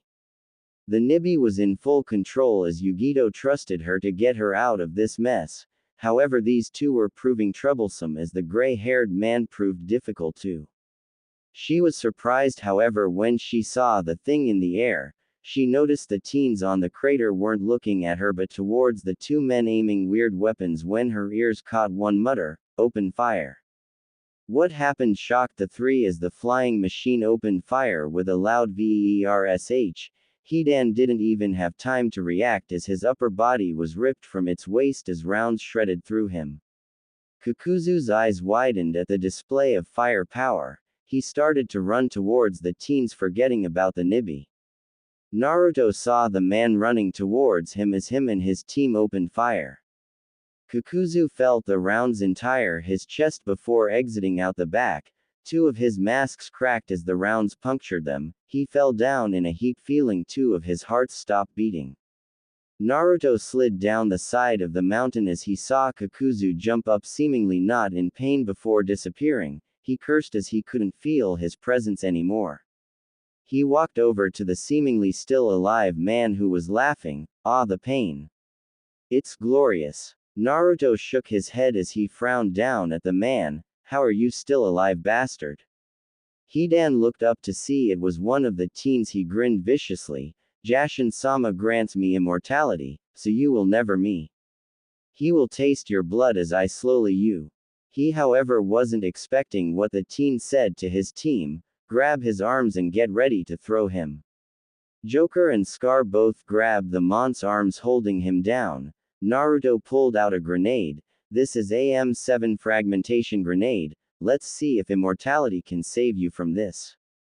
Hidan looked confused when the teen crouched down as he pulled the pin. He held the handle before releasing it, quickly shoving the grenade into the mon's mouth. Now. Joker and Scar both launched the upper body away from them. The man attempted to get the thing out of his mouth, however 3 seconds was too quick for him as his head exploded and his upper body exploded into chunks, spraying red mist across the ground. It was dead quiet as the supposed immortal didn't move again. Naruto sighed as he turned, seeing the Nibi go in a defensive stance, hissing. Jinchuriki, we aren't here to hurt you. You can take back control now. Naruto said as he waited for whoever to revert back to their human form. However, he was surprised when a deep feminine voice spoke. Nibi grinned maliciously at the death and wounding of her attackers. However, she wasn't stupid. She saw the Konoha emblem. She was surprised when the teens didn't attack right away but said they weren't here to harm her kitten. I find it hard to believe from someone from Konoha would save my host, but, what's this? You have Kyuubi's smell on you. Who are you? Naruto pinched the bridge of his nose. Will I never be rid of the stench of that fox? Sighing, Naruto readdressed the demon as he realized who he was talking to. Ah, Nibi-san, I take it your host let you gain control. He saw it nod its head. I'm Naruto, commander of the Konoha Rangers, and I was the host of the Kyuubi a few years back. Nibi's eyes widened at that, but she hissed menacingly. How can that be? Every host dies if we are removed. you must still have the Kyuubi. Naruto shook his head as he pointed to his cheeks. I lost my whiskers when I released the Kyuubi. This caused Nibi's eyes to widen, a host freely releasing his Biju. It was unheard of, however she saw the truth before her. The boys show the mark of the Kyuubi. Each host always had a mark. Males always had one on the face while the females had one on their body. Her kitten had two tail-like tattoos at the base of her spine. She relaxed as the boy Naruto spoke again. I can give your host medical attention. The longer you have hold, the longer the yokai enters her chakra system. I give you my word your host will be looked out after and have the protection of the rangers. Nibi looked at her options and saw they were then as her host was banged up pretty badly and even her quick healing wouldn't be able to save her. Sighing, the cat demon sat on its hunches. I'm trusting you, brat. You do anything to kitten and I'll make sure you pay very dearly. With that, the yokai cloak receded as a woman's body fell down to the ground. Naruto made it to her in time before she hit the ground. Catching her, he clicked his radio. Shin, bring the chopper down, we got a severely injured woman needing medical attention ASAP. As the chopper touched down in the crater, Naruto carried the woman inside of it before laying her softly down. He turned to Scar. Patch up what you can. Scar nodded as he got to work as the Black Hawk took off heading to Konoha. Asuma looked down at the woman. He said, I hope you know what you're doing, Naruto. She is a Cloud Junin from her attire. This could classify as kidnapping. Naruto took a seat as he watched Scar heal her. The Raikage left her to die. That's the only explanation, as he wouldn't want to lose a Jinchuriki. He must know of Akatsuki and what happened at Iwa. Asuma looked confused as he asked, what happened in Iwa that would make the Raikage abandon her? Naruto sighed as he said, from the intel that came in a couple years back, Akatsuki attacked Iwa to get one of their Jinchurikis. They succeeded in getting the Biju along with many rock ninjas. The Raikage must have been thinking about his military strength and decided to cut his losses. Ino, who was sitting from her position, said, that's horrible. How could he do such a thing? Naruto looked at Team 10 seriously as he said, it's politics, Ino. Since we're in peacetime right now, wars are fought through spying and paperwork. Ino looked shocked as her and the rest of Team 10 looked thoughtful about this new development. Naruto clicked his radio. Base, this is the commander as Hokage-sama there. There was a minute of silence before. Yes, Naruto, I'm here. Has something happened?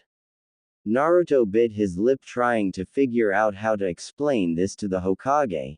Yes and no, Gigi. The mission is a success and we're returning to base, however we hit a snag on the way back. And what snag would that be, Naruto? Asked the aged Hokage over the radio.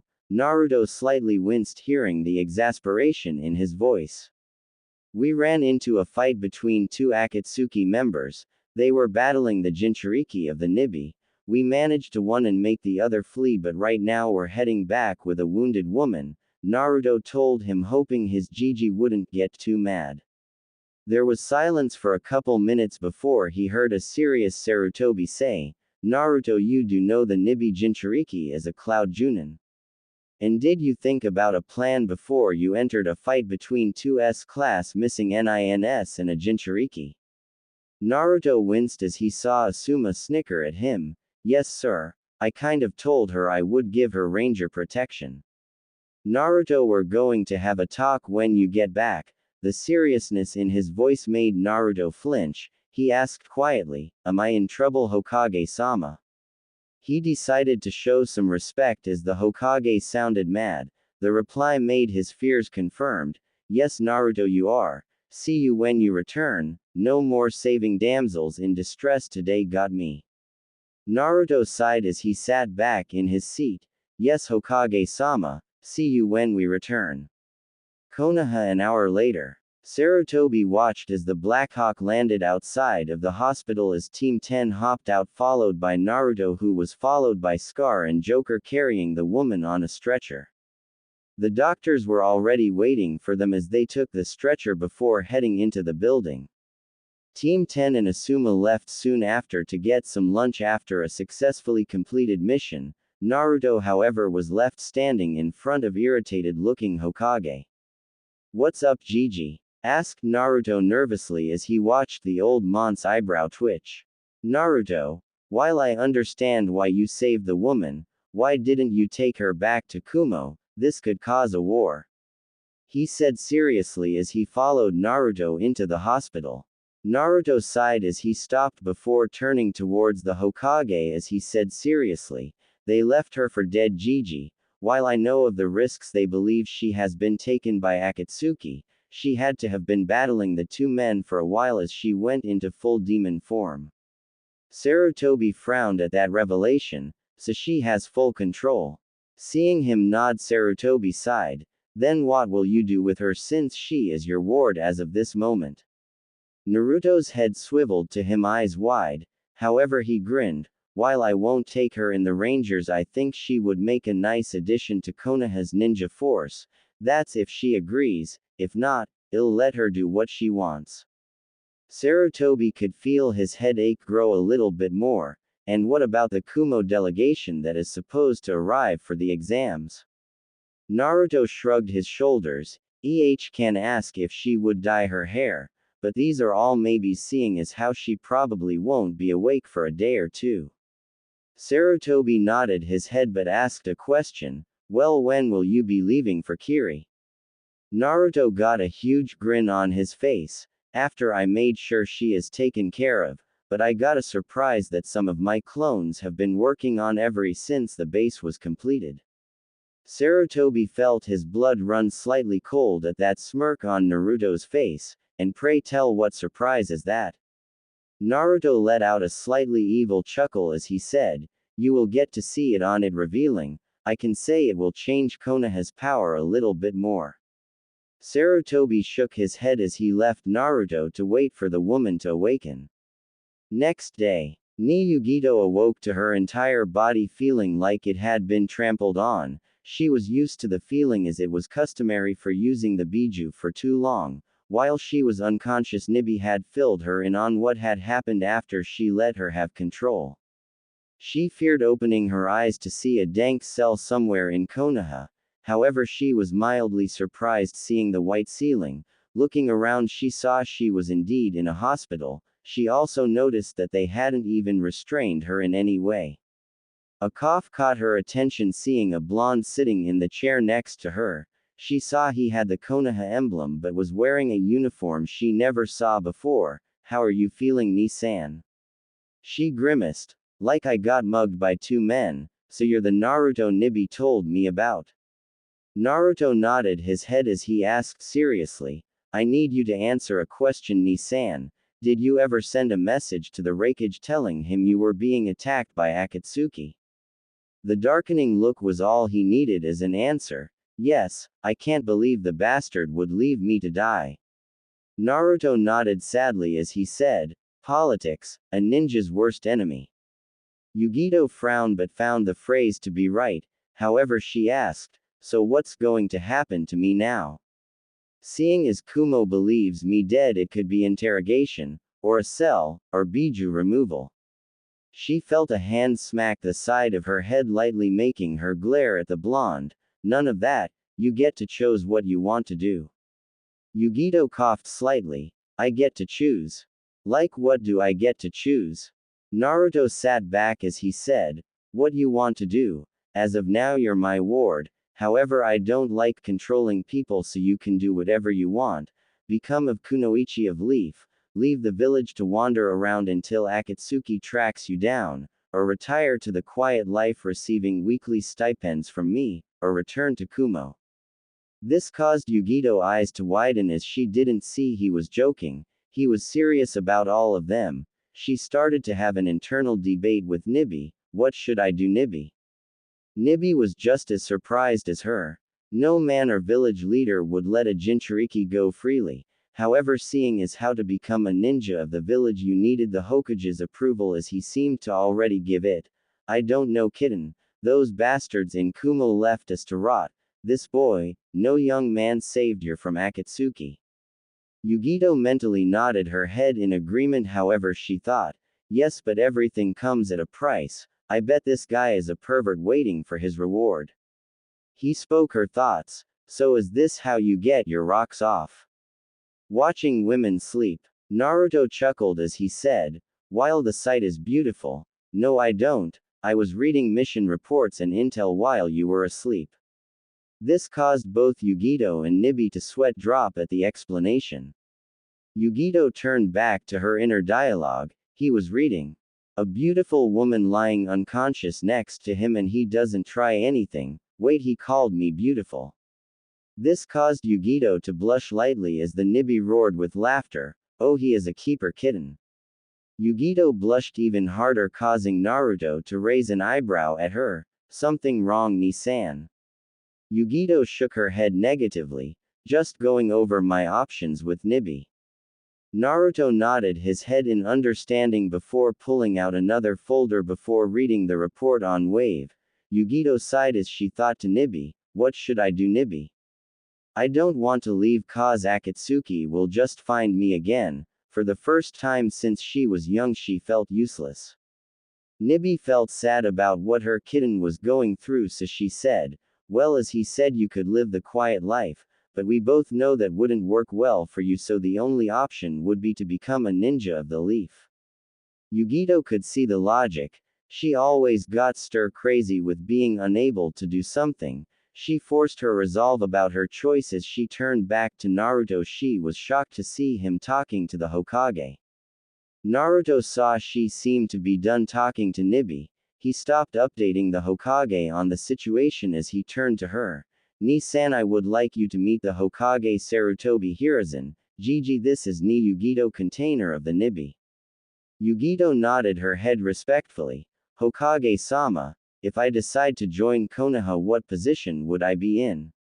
Sarutobi sighed as he put his arms behind him. More than likely a Junin. If you did decide, there would be a 6-month watch period in which you would have to meet with Naruto here. However, apart from that, in the unique situation we now find ourselves in, you may need to dye your hair. Yugito was shocked at such a lenient join period.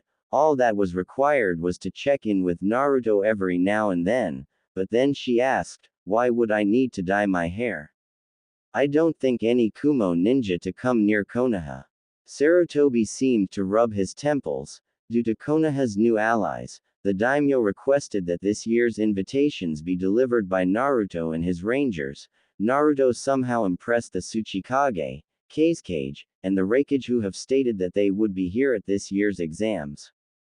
Yugito was shocked. This was the first time the Kages would meet in person since the ceasefire treaty was signed almost 13 years ago. However, the Mizukage wasn't included, so she voiced her thoughts. What about the Mizukage? Sarutobi looked at Naruto, who spoke up, rubbing the back of his neck.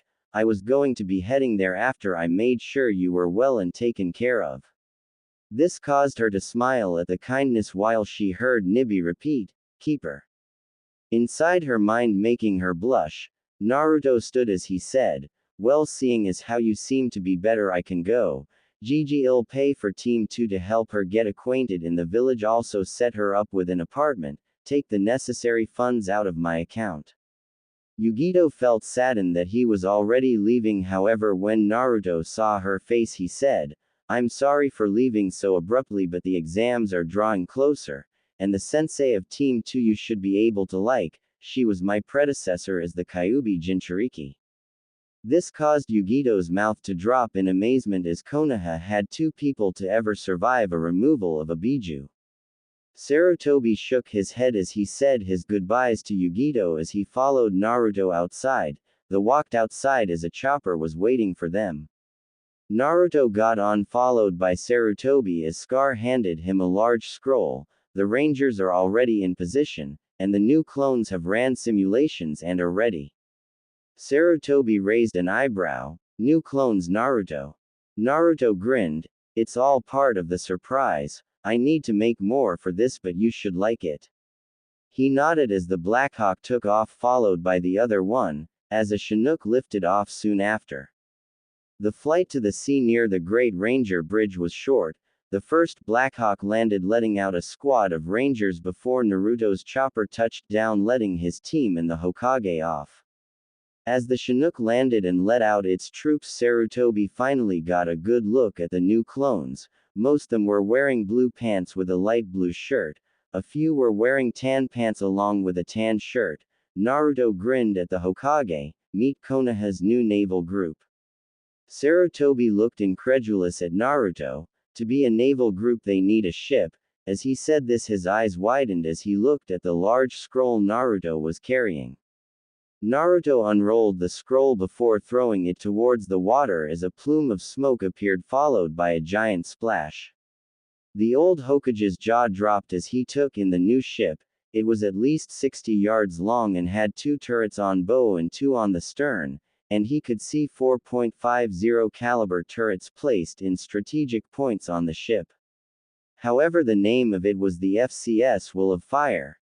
He turned to Naruto as he said, "This is a Fletcher class. While doesn't have the technology as the others, we had to make her from scratch."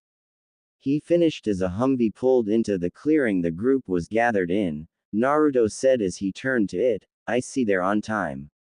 Sarutobi turned as he watched Zabuza be pulled out with his arm tied behind his back.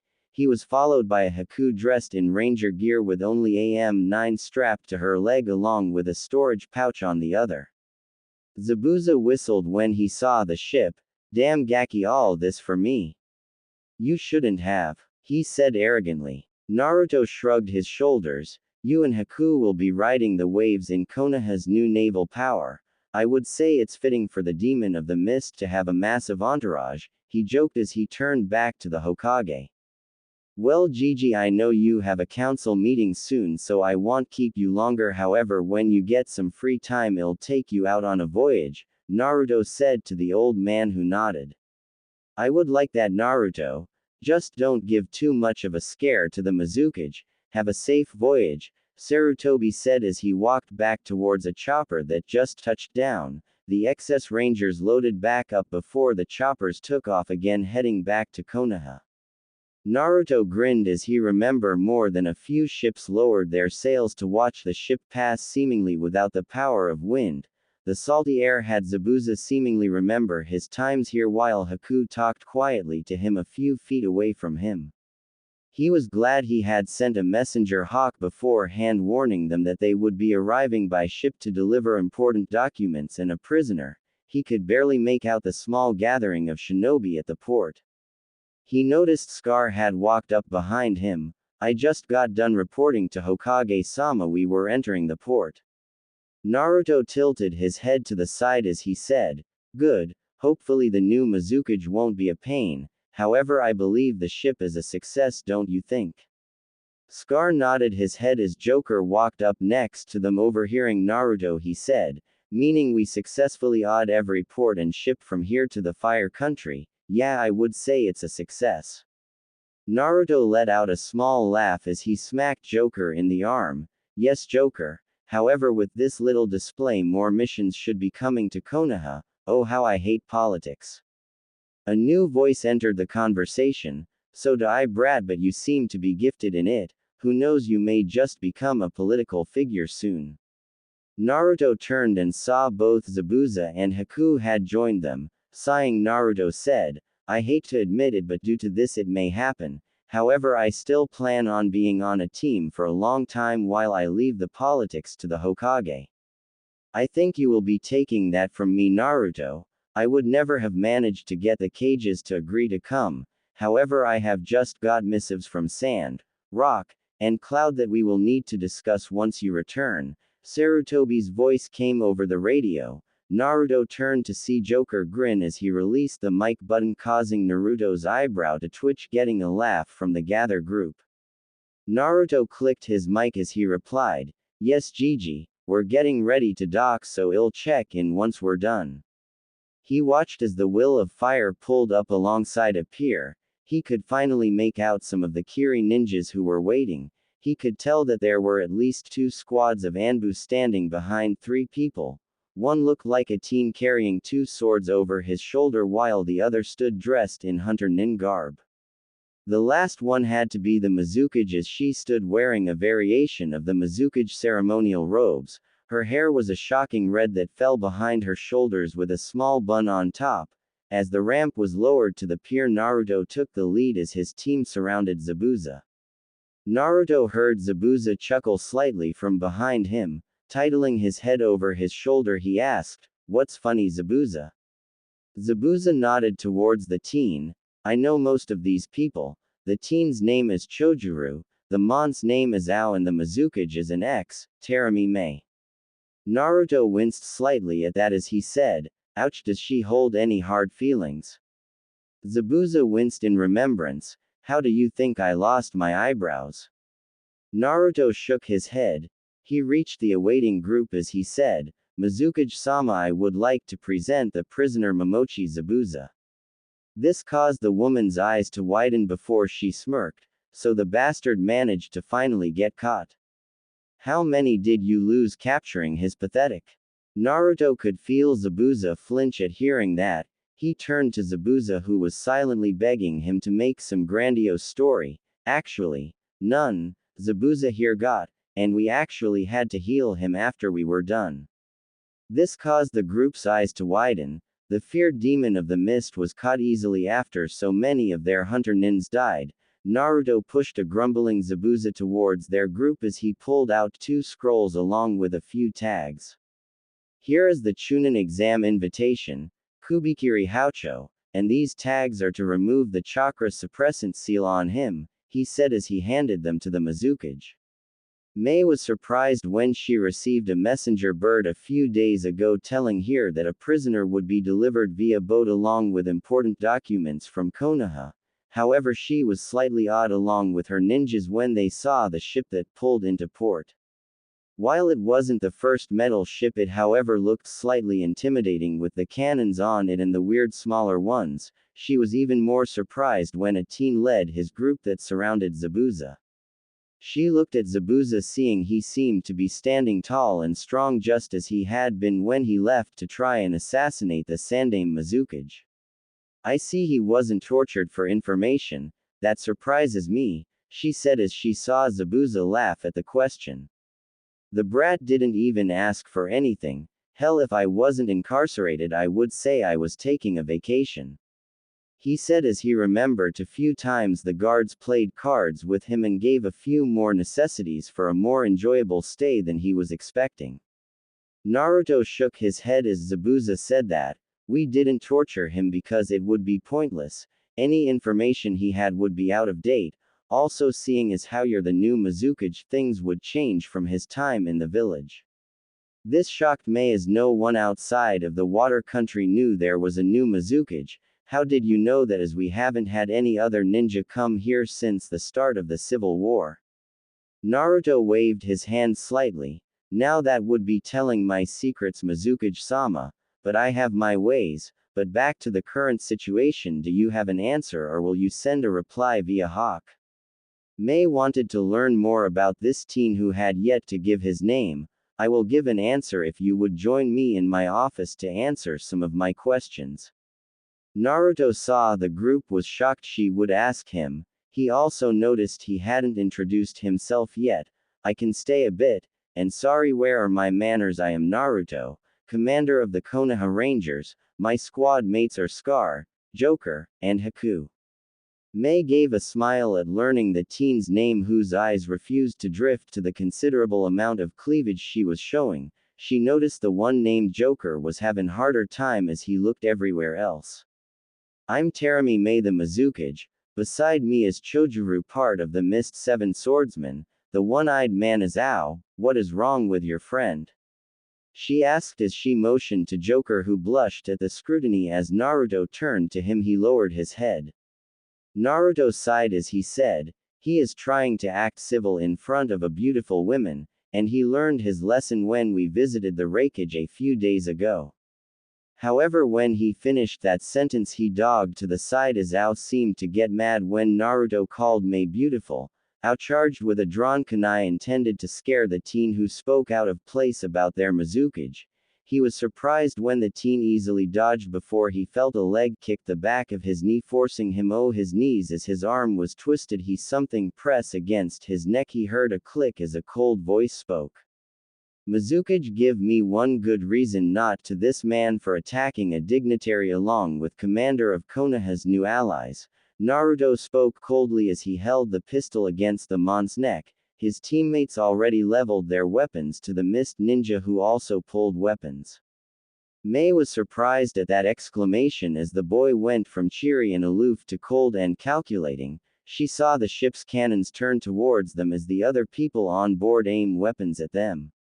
She cursed inwardly at the stupidity of Ao. This meeting was supposed to start a new beginning for Mist, but now it could be ruined. I am sorry. Naruto. Ao is hot-headed and easily perceives insults when praise is given. It won't happen again. She the last part menacingly towards Ao. Naruto sighed as he removed the weapon before throwing the man back towards the group. He motioned for his group to lower his weapons as the Mizukage did the same. I understand. I would hate for blood to be shed over something so pointless. However, due circumstances lately, any more attacks will be met with lethal force. Mei nodded her head, but motions for him to follow her as she sent her Anbu away. Naruto was surprised when she released the cuffs holding Zabuza along with applying the tags he had given her to him. Now Zabuza, I'm paying you back for weakening the Yondaime. Your status as a Junin will be reinstated, she said as she handed him the scroll containing his sword. Zabuza grinned as he said, thanks Mizukage-sama. Wow, that feels weird calling you that. He turned to her before a hand slapped his face, and that is for being a bastard for going on your own. They heard laugh from their position. They turned and saw it was Joker, who was grinning while the rest smiled at the moment. Ha, you're so whipped, Zabuza. Naruto shook his head as he said, you're just getting him back because he cleaned you out in poker. This caused Joker to grumble. He had beginner's luck, that's all. Naruto shook his head as he said, well, it's good to see Zabuza get repaid for his actions. Zabuza turned to him as he grinned evilly towards Naruto. I told you I would make you pay, brat, when I get free, he said as he started to walk towards Naruto menacingly until a voice stopped him. I don't think so, Zabuza-sama, Haku said as ice needles formed in the air making him sweat. Okay Haku, I won't do anything. No need for violence, he said as he turned. He muttered a soft, yet. He felt a pain in his rear as he saw a needle lodged there. He turned back to Haku to see her grinning mischievously with no needles in sight. He kept grumbling about blondes taking his subordinates as they finally reached the administration building. Stepping into the office, Mei took a seat as Zabuza, Ao, and Chojuru took standing positions behind her as Naruto stood before the desk as his team leisurely stood behind him. So what were those circumstances you spoke about earlier, Naruto-san? Mei asked as she poured herself some water. Naruto sighed as he took a seat in front of the desk as he said, I have been attacked multiple times when delivering these invitations, and I have already lost good men to an ambush. Mei raised an eyebrow as she saw Naruto subconsciously rub the scar along his cheek. Who in their right minds would attack a messenger? Naruto smiled sadly as he said, apparently Hanzo, and I believe he finally got off his rocker because we were ambushed by multiple AIM ninja west of AIM. Mei nodded as she asked in a soft voice, how many did you lose? Naruto sighed as he thought back to that day. 5 men, however I was told that 130 Junin and Chunin lost their lives attempting to us. This shocked the 4 present as they couldn't believe only 5 people died while inflicting serious casualties. What about that ship? While I have seen metal ships before, I can say I have never seen anything like that before. Naruto shrugged his shoulders. It's the first of Konoha's naval power, and it's a Fletcher-class destroyer. Mei had never heard of such a thing but asked, you said you didn't interrogate Zabuza but most villages would, so that leaves me to guess you kept him somewhere else. Naruto nodded his head at her deduction. Yes, we kept him in the base's new prison. and he stayed in a modest cell and was given a few things to make his stay pleasurable. May turned to Zabuza as he grinned. The brat knows how to host guests. Aren't you afraid Zabuza will tell me secrets about your base and people? She asked curiously, seeing how Naruto would respond. Naruto shrugged his shoulders nonchalantly. It crossed my mind, however the base is easy to find, and what he probably learn will just lead him to tell you not to with us. He said that last seriously, so this Naruto was blunt and to the point. She sighed as he was just telling her what she asked. She was trying to get a rise out of him as she bent forward, showing more cleavage. So who are these Konoha Rangers? And what is their purpose? Naruto shook his sadly, seeing the women teasing him. He heard a slight giggling from behind him as he said, "Can you take care of that Haku?" A smack to the back of the head later. Joker was blindfolding himself to resist the urge. The Rangers are a group of specialized soldiers that are the main defense of Konoha and police force. While small teams may be sent out on missions, we won't partake in an invasion of a country. May was slightly awed at the description, just a defense force. It was laughable in the elemental nations. However, from what he said, if just a small group could defeat a 130 ninja and only lose 5 men, then those odds were good, too good. She sighed as it seemed that the world had changed since they had been cut off from them during the Civil War, so she guessed it was time to make an appearance. I must ask, as you seem to already have met the other cages, have they already given their answers? Naruto nodded his head as he said, they are going to be there for the 3rd exam. While I would have gone here first to drop of Zabuza, I wanted to wait for the Will of Fire to be finished. May nodded her head as she could see the logic. Sighing, she said, I'll send teams this year and will be there for the 3rd exam to show my support. However, I request that you be the one to show me around the village when I arrive. This caused everyone to turn to her surprised. Naruto grinned as he winked at her. Hi Mizukage-sama, it would be my pleasure. However, my time has run out, so I must be bidding you a farewell until then. She pouted at losing the chance to play around with her new toy some more, but nodded her head. Very well, Naruto, until the exams then. Naruto saluted before his team followed him out, surprised that he would agree when he didn't for the other cages. However, Naruto could tell May was going to try and play with him some more, so it was like a challenge to him. As they left, Chojuru finally spoke up. He seemed strong. May-sama, do you think he would be in the exams? May shook her head as she said, I don't believe so. However, send a missive to the daimyo and Hokage requesting he partake the exam with his team. If I'm right and he somehow convinced the other cages, they would request him too. May turned to Zabuza seriously, and was what he said was true.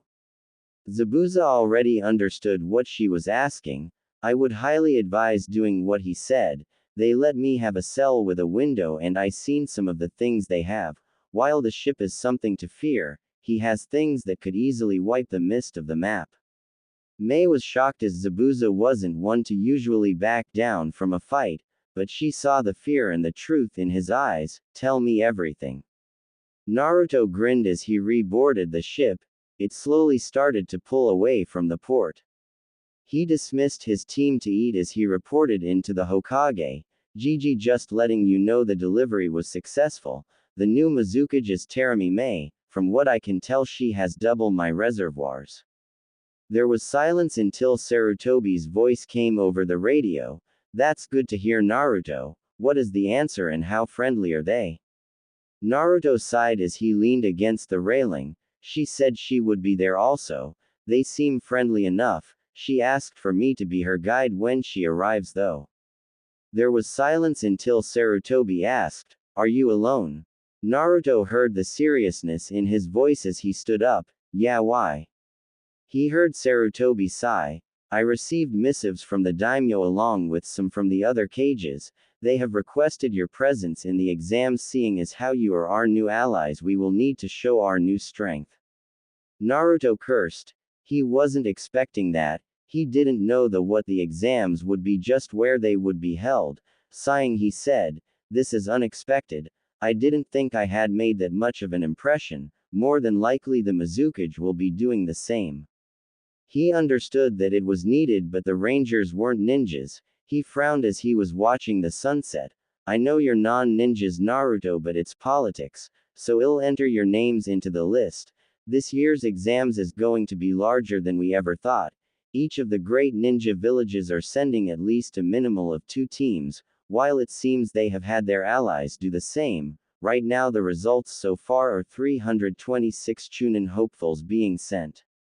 Naruto's eyes widened at that. From what he read, the last huge exam only held a 150, and it was held in Suna that time. Will the original plans for the exams be able to do that amount?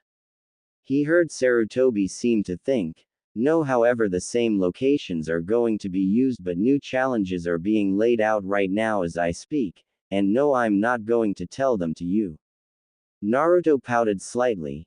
Damn, I understand though. I'll be back in Konoha tomorrow. The Will of Fire will patrol the sea bordering Fire Country after they drop us off in Wave. Understood, Naruto. I'll see you tomorrow. The exams will be in 2 weeks, Sarutobi stated before leaving for his office to complete some more paperwork. Naruto sighed as he went down to join his team, letting them know the news while they ate.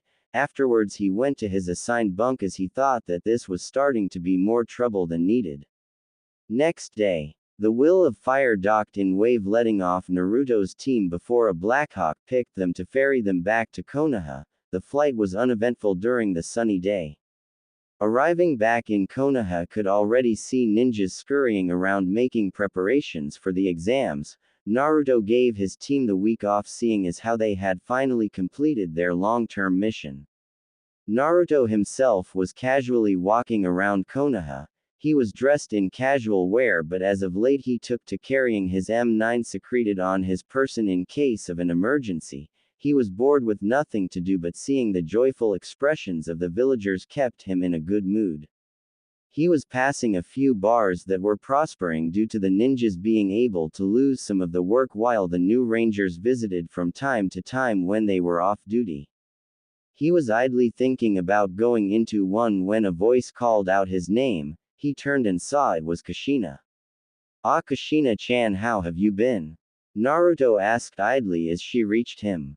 She gave him a soft smile. I have been good, Naruto-kun. What are you doing wandering around? Naruto shrugged his shoulders as he waved to a couple of kids who were pointing and whispering about him. Taking a break, finally completed delivering all the invitations, so thought I would take a look around the city. Did you manage to get Nissan settled in? Kushina was surprised that he completed that already, however she said, Oh, Yugito-chan seems to like it here. She told me you were the one who saved here and I'm grateful you did, Naruto. Now I have a new friend.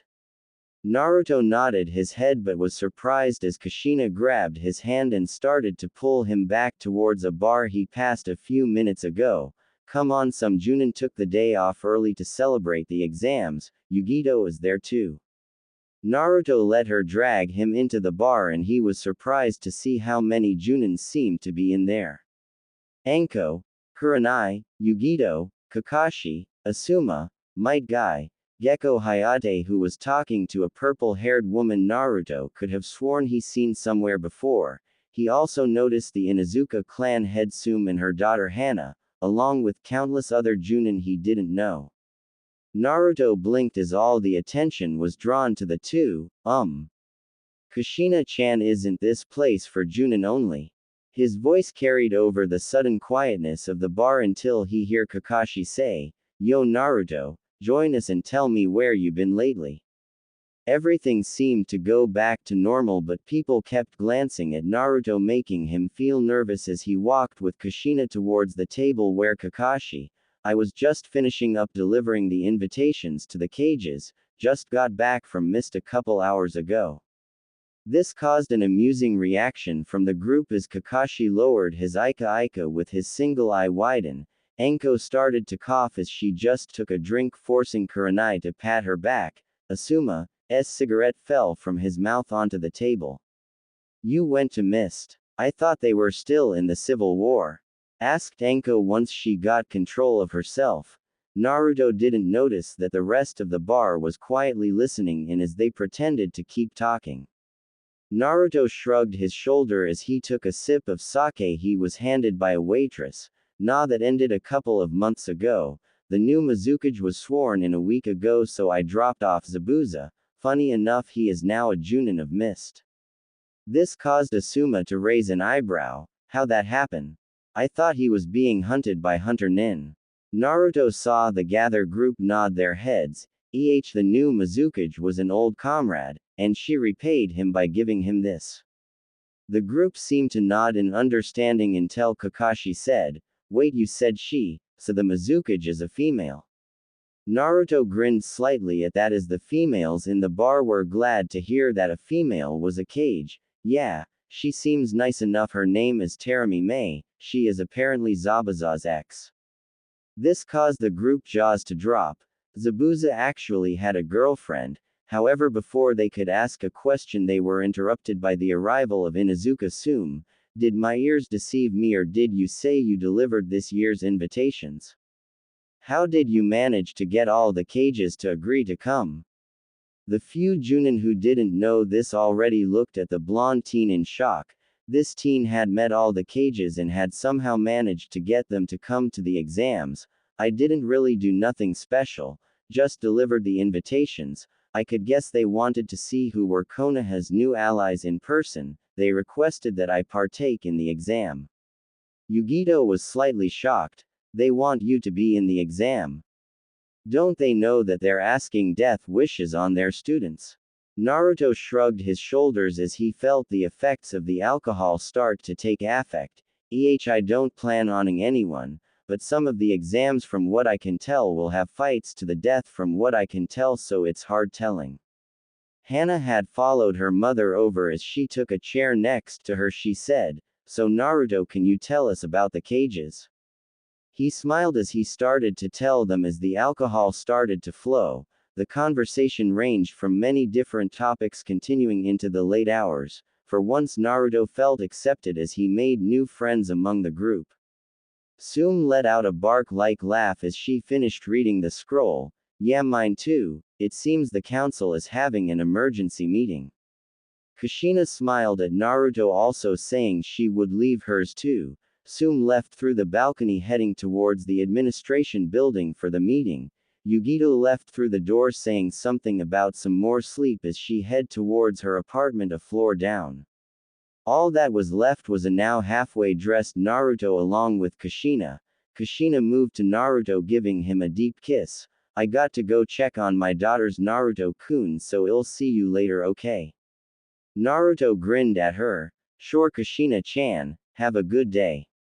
She nodded her head as she left the way Sume did. Naruto sighed as he finished getting his uniform on before shushing to the administration building. He was irritated that he was interrupted, but the old Hokage wouldn't make it urgent unless it was important. Barging through the office doors, Naruto said loudly, "This had better be good, Gigi, because I woke up this morning in bed with 3 hot women and I thought I finally earned some reward for completing the mission." Sarutobi giggled perversely before he coughed, motioning towards a tall white-haired man Naruto instantly recognized. "Naruto, this is Jiraiya, my student. Jiraiya, this is Naruto, commander of the Rangers. So you're the brat who has my spy network buzzing about. Don't look like much," Jiraiya said nonchalantly, trying to see if he could get a rise out of Naruto. Naruto's eyebrow twitched. "Gigi, maybe you don't understand. 3 beautiful women, in my bed. I don't call meeting another old man important, so what's the real reason?" Sarutobi turned serious as he saw Naruto wasn't in the mood for games. "The council has called an emergency meeting. While I don't know what for, they have requested your presence, but that is not the only reason." Naruto sighed as he knew there was always another reason. He voiced his thoughts. "Okay, well, what do you need me to do?" Sarutobi stood as he handed Naruto a folder. "I want my other student to return to Konoha. She has dropped off the radar, so I want you to help Jiraiya locate her." Naruto opened the folder to see it was Senju Tsunade. He wasn't surprised as he already figured it out when he said his other student, Jiraiya seemed to speak up. My contacts say they saw her near Tanzaku-gai, if we her. Naruto waved him off as he clicked his radio. Hey Shuna, where is Senju Tsunade right now? This caused both men to freeze as they heard. Wander Team says she is in Atofika-gai. Do you need me to tell them to keep an eye on her, sir? Naruto closed the folder. Yes, don't let her know anything is going on. We're going to need to get her to return to the village. Understood, sir. Wander Team received their orders and are compiling. I'll have Blackhawk 1 prepped, Shuna stated as the radio went dead. Naruto turned back to the two men seriously. I can go by myself, Gigi, after the meeting. Is there anything else? Jiraiya was irritated that the boy dismissed him so easily. What makes you think you can convince her to return, and how can we trust your intel? Naruto narrowed his eyes at Jiraiya. You can trust my intel because my rangers are in Atofika-gai. They are there helping the mayor set up the festival, and as to how I would convince her to return, I'll ask nicely. If that doesn't work, I go to plan B. Sarutobi grinned as Jiraiya was being upshown by Naruto. However, he had to ask, plan B? Tranquilizers, now you ready to go deal with the council, Gigi? Naruto asked. Sarutobi nodded his head. However, as he stood he said, when you go, Naruto, I want you to take Jiraiya, as a familiar face may help in making her return, but let's go. Naruto sighed, knowing he couldn't get out of taking the Toad Sennin. Fine, Jiraiya, meet me at the base's gate on top of the Hokage monument. With that said, Naruto followed Sarutobi, leaving a grumbling Jiraiya behind him. As they walked towards the meeting room, Sarutobi asked, so who were the women, Naruto? Naruto sighed, knowing the old man was just interested in his life. They were always close, never hiding anything from each other since they agreed to the alliance. If you really must know, it was Sume, Kushina, and Yugito. As he said it, the Hokage tripped slightly as he looked at Naruto, who was slightly blushing. I can say I'm surprised. I hope you didn't wear them out too much. He opened the door to get his answer as he saw Sume sleeping on the table. He glared at a sheepish Naruto as he took his seat. So why have you called an emergency meeting for? Hyuga Hiyashi decided to take the lead. It is concerning Naruto-san here and the clan restoration act. Sume, who had now awoken, said sleepily. And how does that concern Naruto? He is an ally of Konoha outside of the law, and it only matters if he had a bloodline, which he doesn't. A few other clan heads nodded their head in agreement until Shikaku spoke up. It may be troublesome, but Naruto here is still a citizen of Konoha, so he still falls under its laws, and as we read the report of how he managed to create our new allies, is now classified as a bloodline due to its unique nature.